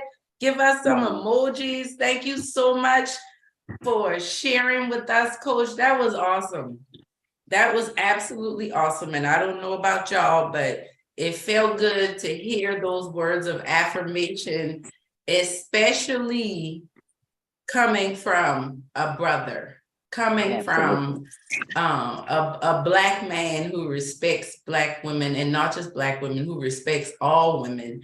And so we appreciate you. We salute you. I thank you for taking the time to do this and sharing with us, you and Brandon. I want to shout out his beautiful wife. She's on here with us. Thank y'all so much. And I just really appreciate you sharing, Coach. Like, it means a lot. You might not think that was a good financial conversation, because sometimes we just need to be reminded of how wealthy we truly are. So thank you so much for sharing that with us, Coach. And we're going to move forward. Lori, did you have anything you want to share? Whew, I'm telling you, I'm just breathless, because as you said, coming from a brother, and to hear him lift his mother the way he did, that always warms a mother's heart. I'm a mother of three. One is about to turn 40. I got a 38-year-old and a 36-year-old. And my son, he doesn't care. He's an unapologetic mama's boy. And so to hear you value the advice you got from your mom and how she could just say something. And I truly believe that he looks at me the same way. And my sincerest condolences to you too on the loss of your mom, because you only get one. We just celebrated Mother's Day. And I know we can have bonus moms and play moms, but you only get one that come through you come through the canal, the one that did the pain and experience that. And for you to honor her and your wife the way you did, man, that just blessed me beyond measure. And I am so grateful for you saying what you said about finances, because I'll speak for myself. A lot of times I didn't believe that I deserved to make a lot of finances, money. And, because of the things that I had gone through in my life. So, because of the things that I had, dealt with in terms of men, in that song, Karen White sang that very popular song, I'm Not Your Superwoman. One of the lines, I'm a person of lyrics. I love words. She says, I'm not the kind of girl you can let down and think that everything is okay. Boy, I am only human. And, some of y'all might, because I'm telling my age, that was a song from back in the day. Now, y'all might have to, I think Alicia Keys redid it or whatever the case may be, but the Karen White one, that's from my era, right? Me and Miss Susan, I'm going to bring you on in here that's too. That's one of my mama's songs. That's my mama's song right there. at God. Look at the spirit moving. And so in that song, when you don't feel like you deserve wealth, when you don't feel like you deserve to make the paper, as we say, when you don't feel the way we do love is the way we do money. There was so many times in my life that I didn't feel like, oh, why should he love me? Because my daddy didn't want me anyway. Why, so it was these things that we see. How is it we filter our lives through the lens of the experiences that we've had? And so it starts with the very first foundational, and I don't want to start preaching, but it starts with that foundational, the mother and the father. That's the where you flourish, that's where you get the way you see life. And so I didn't for a long time, and I'm grateful now. You have really encouraged me to really look into finances. I started off on the path of Merrill Lynch. I used to work for Merrill Lynch. I started in that path in finances. And I know that had I stayed there strong, I probably would have been somewhere up on the top of the list in Wall Street and Merrill Lynch and stockbroking and stock market and all of that finances. But so many challenges knocked me down in my life as it related to men. I'm telling you, I've had some issues and I'm not going to get into that. That's a whole nother, Addie, we got to do a whole nother show on that. Where is it related to men and breaking down, Miss Susan, yeah, for real, breaking down your self-esteem as it related to men. I've been married and divorced 4 times. I ain't ashamed of it no more because I understand that the 5th man, he better watch out and he better be a man that got a constitution like you. Because, brother, we about to do some stuff. Look here, I ain't go through all this tears and all this sweat and all this pressure just to be mediocre. All right, LG. Yes. Okay. And so I want to get down. I'm telling you, and the Capleton family, y'all are near and dear to my heart because Sue Capleton and Elsa Capleton, y'all may not have known this, but my cousin went to school with Sue back in the day in the 80s, I believe, 70s maybe. And so your family has always been near and dear to my heart. And to see how God and the Spirit is bringing this whole thing full circle, and you have been encouraging to me today, I'm telling you, brother, you don't even know how you blessed me, but that has really encouraged me to get that fire for the finances and to get the bag. Like Addie said, when you all messed up and emotional and stuff like that, you can't think about getting no bag and getting all this money and stuff like that because I was jacked up. I stayed in such a depression for the most of my life. I couldn't think about, all I was doing was struggling and trying to raise my kids. And it was just so difficult. And I'm just like, God, now I feel clear. I feel for the first time in my life that I really want to get on track to just being a blessing as it relates to leaving some wealth for my children, for my grandchildren, and for getting on that track to get back on track. And Addie, I'm telling you, I promise you, I cannot thank you enough. Addie is one of them she is going to bring her arm. She's going to put her arm around you and bring you along. And she has always been seeing something. Miss Susan, I'm telling you, that Addie, she's a treasure. She's a treasure, as the Bible says, an earthen vessel, because she can bring that out of you. And she knows, she sees in the spirit. And I believe she get that from her grandma and you and your grandma, because you got that from your mother. You see what I'm saying? So you blessed Addie with the supernatural, spiritual, inclinations that she has towards people, to see in them what they can't see in themselves. And I'm so grateful for the day that she has saw that in me and is bringing me along. Yeah, that's my bonus daughter. And I'm telling you, this village thing, but Daryl, I promise you, brother, back to you. I don't want to just, y'all know I'm in radio, I can talk, and I really thank y'all so much. This has really been a blessing to me today, that we are going to get this nucleus right here. This is our investment group, right, Brother Daryl? This nucleus right here.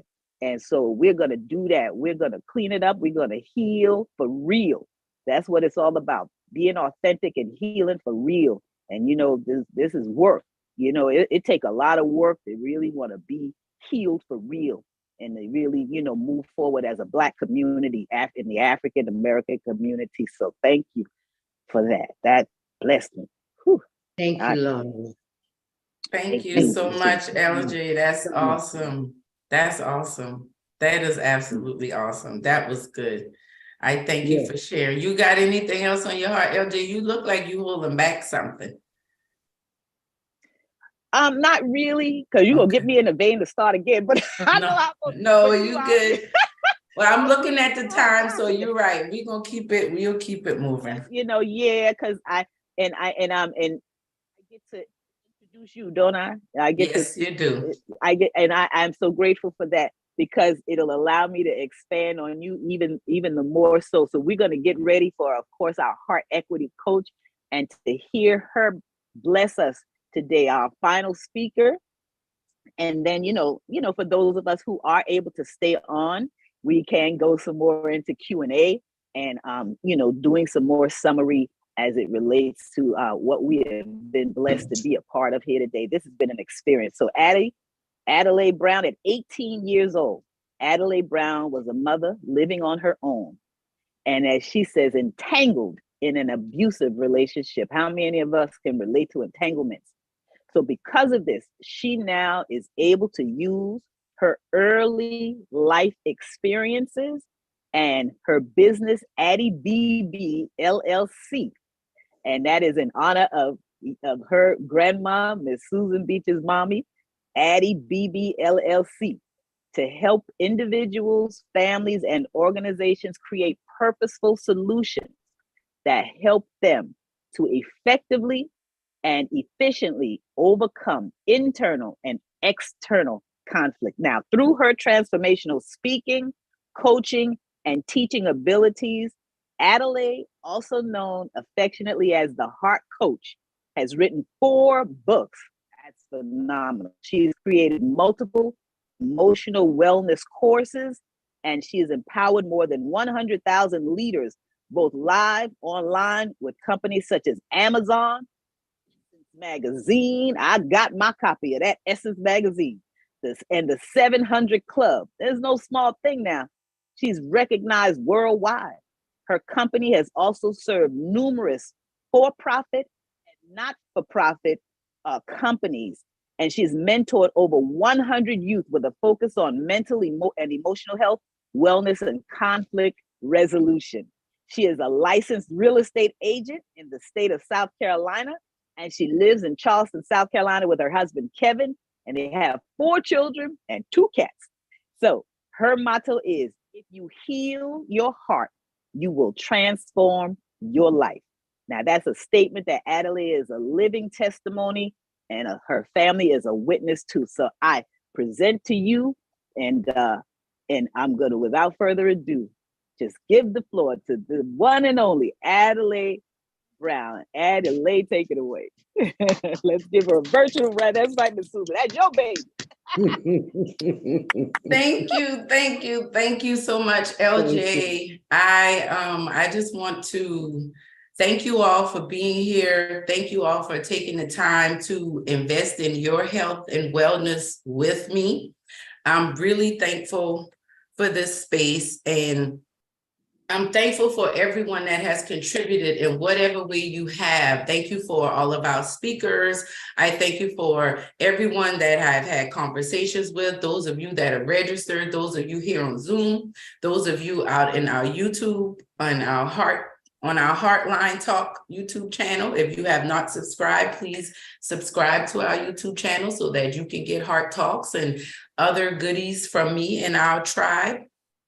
And I'm just going to briefly talk a little bit about relational wealth. The speakers that have come before us, I think, have done a wonderful job of highlighting personal health, relational health, and financial health.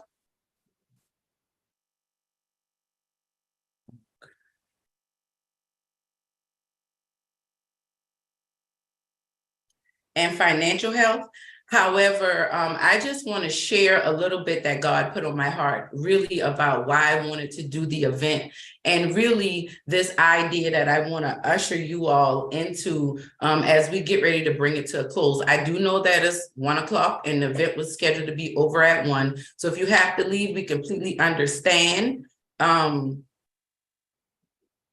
If you have to leave, we completely understand. And if you can stick around, stick around.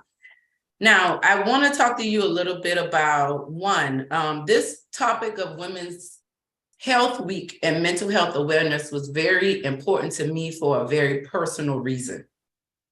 Back in 2015, I was working at a psychiatric practice, And I was being stirred by God to start the heart coaching journey. I was really being stirred by God to go ahead to get my book published. My first book is Anchored, Be Blessed Daily Volume 1, and it's a daily devotional. And I started writing that book, I want to say in 2006. And it came about from me. I started this whole journey of heart coaching and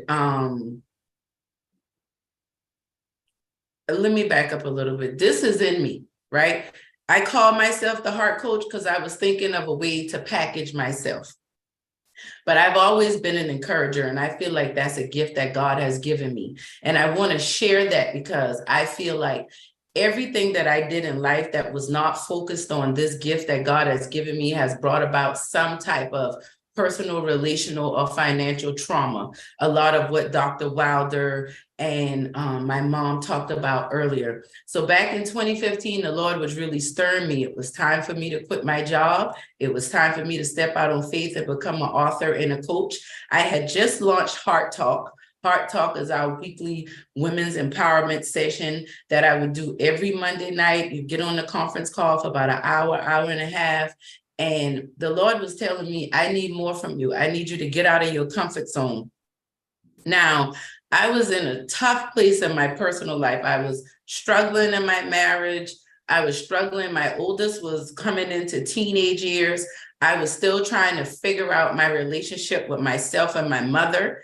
And it was really difficult for me. And I was doing exactly what Dr. Wilder said. I was bottling up a lot of things. I was not sharing how I felt about things. And as a result of that, in 2015, I found myself very anxious. Now, I'm self-diagnosing at this point, but I realized I was, all of the stresses that I had going on in my life started to manifest in my body.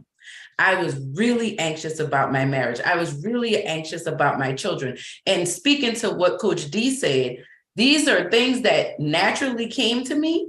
But because I felt insecure as a wife, I felt insecure as a mother. It was so many things. I'm tapping on all the speakers that I was filtering through my past experiences, like Lori said. And it was causing me not to show up properly in my life. And it all came to a head for me. In 2015, I was in the shower and I felt a lump in my breast. And it terrified me. I felt a lump in my breast, and I was also having I felt a lump in my breast. So I went to the doctor and I wanted to get checked. So when I went to the doctor did like the little, the nurse, the CMA who was checking me in did a quick check to check my heart rate. And my heart rate was very irregular. Now at this time I was about 32, 33, right? I was really stressed out when I went to the doctor, but I was suppressing it. We put on our cape. I had it together. I had my poker face on, but the tests that were being done was saying something different. So I looked at the nurse's reaction to doing my heart rate, and I knew something wasn't right. Then she came back with like the EKG machine, and she checked me again, and I could see the concern on her face. So when the doctor came in, I was telling her about the lump that I felt, and then she addressed the fact that my heart rate was irregular, and at my age, she felt like, my weight and everything wasn't out of control. She was like, I'm gonna send you to a cardiologist. So I go to the doctor, and I leave the doctor with the mammogram appointment, and now I have to go see a cardiologist to check out my heart. And I'm fast forwarding. I got the mammogram done. The lump was in both. I had lumps in both sides, and I got the mammogram done. It was nothing there. I went to the doctor. He checked me. He told me, I was okay that day, but he wanted me to come back in 6 months so that he could check me again. And what I realized was, and I kept going and get checked, and my heart was fine and my breasts were fine. But the thing that I realized, and why I wanted to share this with you, is that my life had gotten so chaotic, and I was internalizing it, that illness was actually manifesting in my body. Dr. Wilder told you about this. I wanted to share this experience with you because it's very important for us to stop acting like we have it together. It's very important for us to do those 3 things that she said. We need to set boundaries. We need to establish and maintain a wellness routine. We need to advocate for ourselves. And I wanted to talk about relational wealth as it comes to your relationship with God, yourself, and others. That's going to impact your relationship with your finances. And it's 3 things that you're going to have to do. If you're going to build wealth, this is what I had to do to start getting my health under control. And these are things that I still do when I feel myself slipping and falling off. The first thing you got to do is you got to connect. You have to connect. A lot of times, what we like to do when we go through hard times, we like to isolate and kind of try to figure it out by ourselves. But the thing about being isolated, an animal in a wild is like a sitting duck. Any animal that's considered a prey usually moves in a herd or in a group because there's protection there. Now, I do know that many of us have been taken advantage of, backstabbed, lied on, and all of that. But this heart tribe, this village that I'm growing, that we're growing together, this is a safe space to connect. My mother talked about support groups that she's in, that she's found a safe space to connect. Your faith, your individual relationship with God, that's where your first connection has to be. But you got to make connections with yourself through your wellness routine and setting boundaries. And in turn, you're going to find that your relationships are going to start to strengthen and get better. But that connection starts with you. It's just like having a charger. It's one thing to have a charger, but if you don't connect it to anything, your phone is going to stay dead. What are you connected to? How are you recharging your life? It's very important for you to do that if you want to build and maintain wealth. The other thing that I want you to think about when you're building, understanding health as wealth and building relational wealth is you want to communicate. We talked a lot about this today. If we're going to grow, if we're going to create, if we're going to live the lives we dream of living, if we're going to take off this cape, we have to communicate how heavy the cape is. If anybody ever heard the story of David and Goliath, when David was going to fight Goliath, everybody in the army was afraid of Goliath. Saul, the king, gave David his own armor. But David realized once he put that armor on, look, I can't carry your weight. That's too heavy. I got to fight this battle the way I know how. But we have to be able to communicate that to others and God and ourselves. We have to be honest. We have to be vulnerable. We have to be willing to slow down. We have to be willing to be in awkward situations so that our truth can be revealed, so that we can get the help, the support, the information, the insight that we're looking for, so that we can not only create wealth and build it, but maintain it and be able to pass it on to the generations to come. David did not fight that battle in Saul's armor. He fought it in the name of the Lord. That was the armor that he needed. And that's all we need. If we're willing to not just communicate with others, but start that communication first with you. And like my mom will say, the God of your understanding. For me, that's Yeshua. I cry out to God. I thank God for saving me. I thank Jesus for dying for me. I understand that without that, if I don't have that vertical relationship together, all my horizontal relationships are going to be out of whack and off track. So we want to connect. We want to communicate. And once we do that, then we can create. We can truly create the lives that we want to live. When I talk about building heart equity, building and creating personal, relational, and financial wealth through authentic living. For many of us, the idea of authentic living sounds good, but when you start to put it into action, it's just like anyone that's just ever had a baby. It's exciting to think about expecting until you go into labor. If you ever push the baby out with no medicine, I'm sure not, because out of the 4 kids that happened to the last, that's why he is the last. Because that pain was unbearable, right? But the thing about that is, something amazing was created out of that, but there was work that had to go into it. And so when we think about building wealth, I want you to think about the fact that many of us are creating authentically. We've been raised by people who couldn't authentically live their lives the way they needed to, because for survival's sake, our grandfathers couldn't go to work and tell the boss how he felt. Many of them could have gotten hung, much less fired.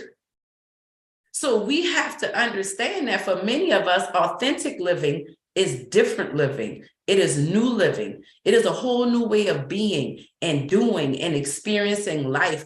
And if you're going to build heart equity, if you're going to be the change that you desire to see, you're going to have to be willing to create. But let's understand that when you create, you're making something out of nothing. You're bringing things together that maybe previously were not together. This whole race, Black men against white, Black women, and this race war, none of these things will exist when we all connect, communicate, and commit to creating something new and different and beautiful. And that's what Village Wealth Week is all about. That's what heart equity is all about. That's what health is wealth is all about. If you can understand, like a lot of people like to say, I'm this way at work and I'm this way at home, you're fooling yourself.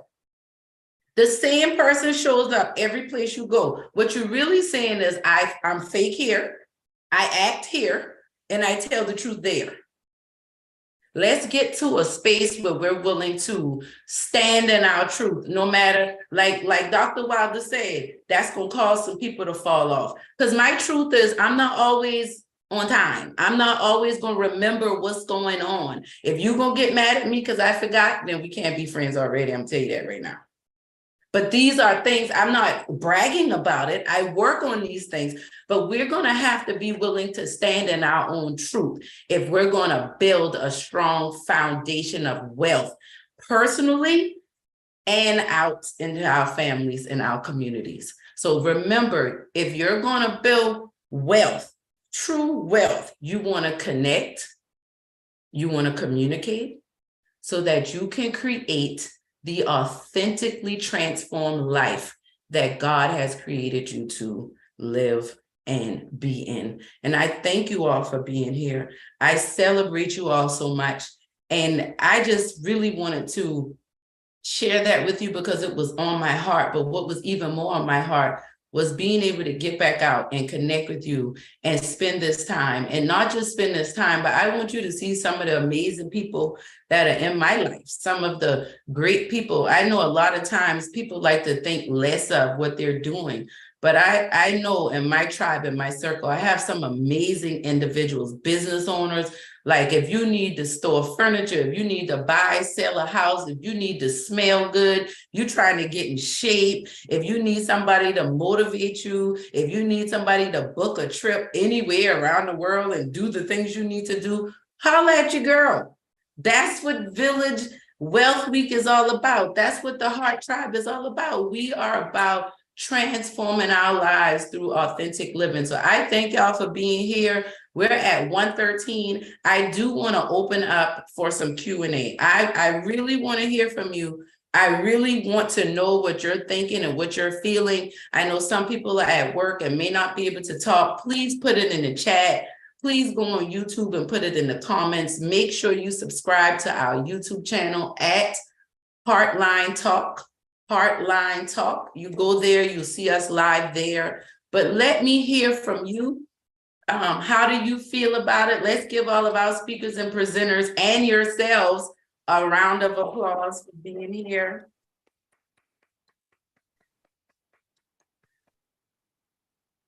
And I just want to do a couple minutes of Q&A, then we'll get ready to close out. I do have a few things I want to share at the end, but I know y'all have some things in your heart.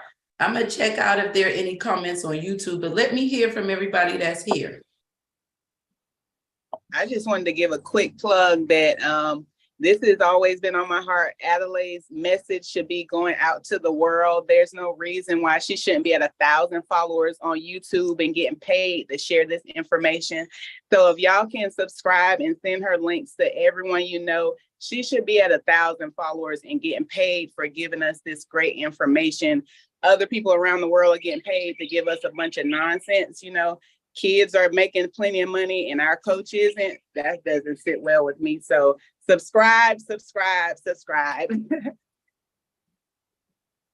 Thank you, Coach. Thank you. I appreciate you.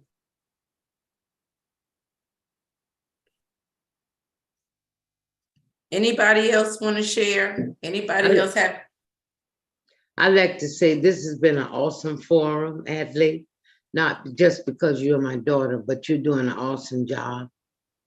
You're being authentic, and I can see you helping shape the lives of many people and restore themselves to a level of respect and honor and wealth and self-worth.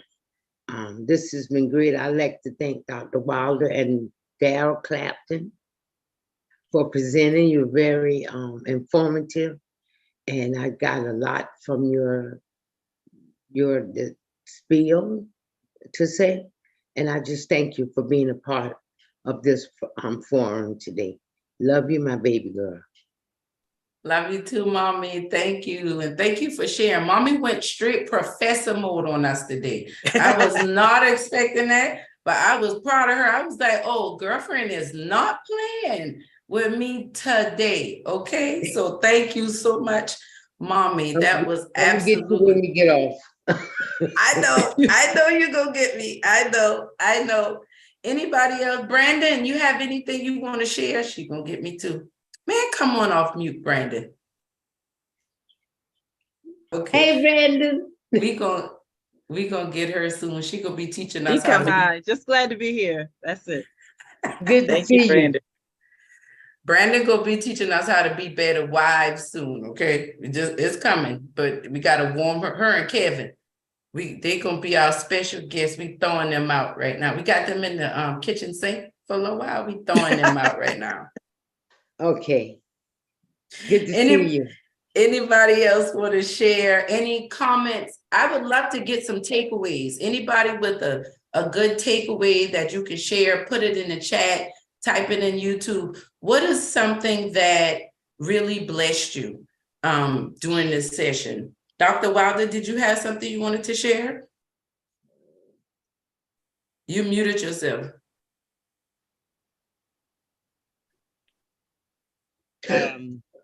Your mom was saying how, like what you think initially may not be what's coming to you. You know how she was saying how, she just immediately thought, this was going to be doomsday. My life is over.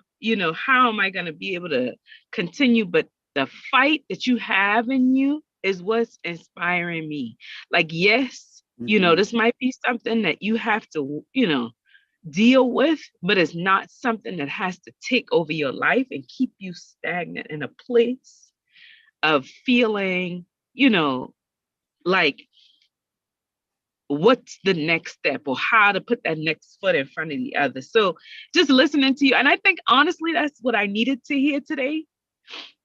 Just seeing you live and flourish and being able to pour into so many other people by your story. And I think that's probably why I got emotional about it. But, God is doing amazing things. Like he know exactly what he's doing. But thank you for your, for sharing that, because that gave me a little boost. Like, it might look like one thing now, but just keep it pushing, and it'll, you'll see, that light at the end of the tunnel. So thank you for sharing that, Ms. Beach, and I appreciate you. Awesome. Thank you. Thank you so much for that, Dr. Wilder. And one thing that came to mind, and shout out to Coach Karma, this is something, as we get ready to close, you're leaving with some great tools and tips. I feel like you can, whatever insight you got from today, take it. Think a lot of it, whatever thoughts came up. Maybe there was some past things that took place in your life that were dormant. You heard some of these stories today and that stuff came up. It's time to deal with it. Get therapy, get coaching. I'm gonna put my link in the chat because I would love to connect with you all, those of you that are on, those of you that are on YouTube. I would love to do some discovery sessions to see who's on here, see what you're feeling, check the pulse of what's going on in the tribe, so that we all can help each other learn and grow together. Coach Karma, could you drop that in the chat again for me, please? And the I want to really encourage you to not control the shatter. When you heard these testimonies and you heard these comments today, some things may have triggered in you. There are some relationships you know are in disarray, that there's some things that you need to do to get it together. There are some people in your life that you might need to cut off. And you may need to let them up out of your life right now. You might need to set boundaries and let those boundaries sift them away, right? There are some relationships that are going to have to end. There are some relationships that you're going to have to establish and reestablish. You're going to have to humble yourself. But one thing you cannot do is control the shatter. Many of us have seen a broken mirror or a broken glass. And the thing about that broken mirror and the thing about that broken glass is it's typically not able to be used.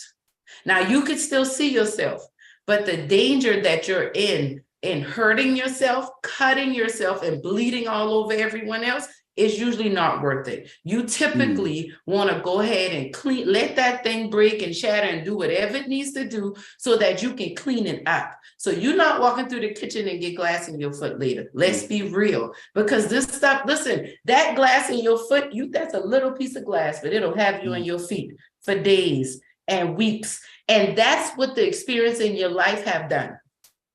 You've carried around these shard pieces of glass and telling yourself you okay with this sharp pain in your heart, in your soul. Now it's showing up in your body. Many of us are old enough, we're feeling the effects of what that stress has done.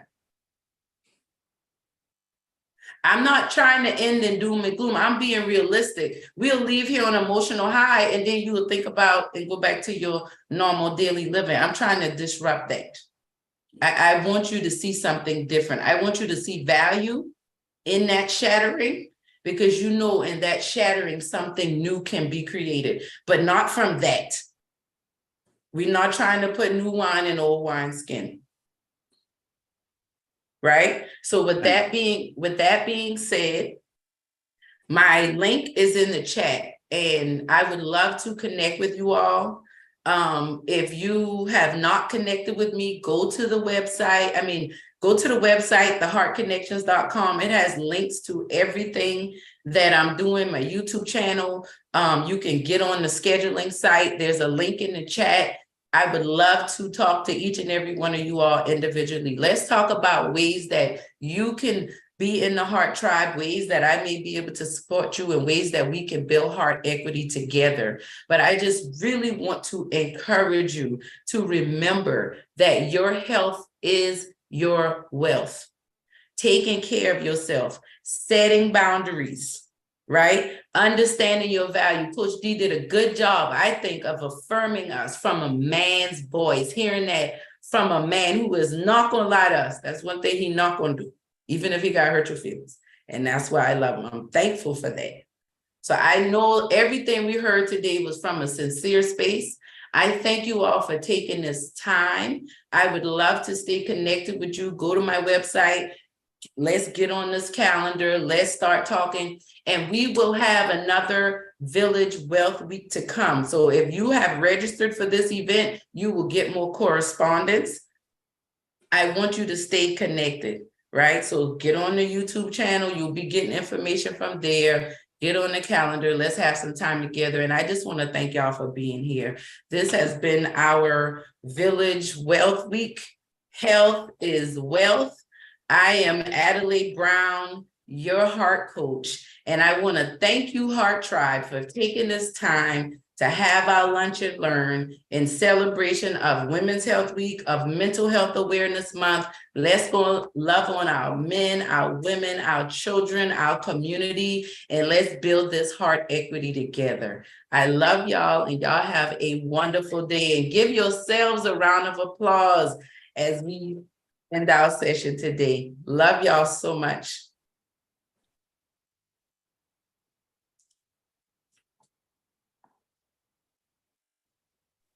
Bye, everyone. I'm gonna stop recording. Love everybody. Love you all.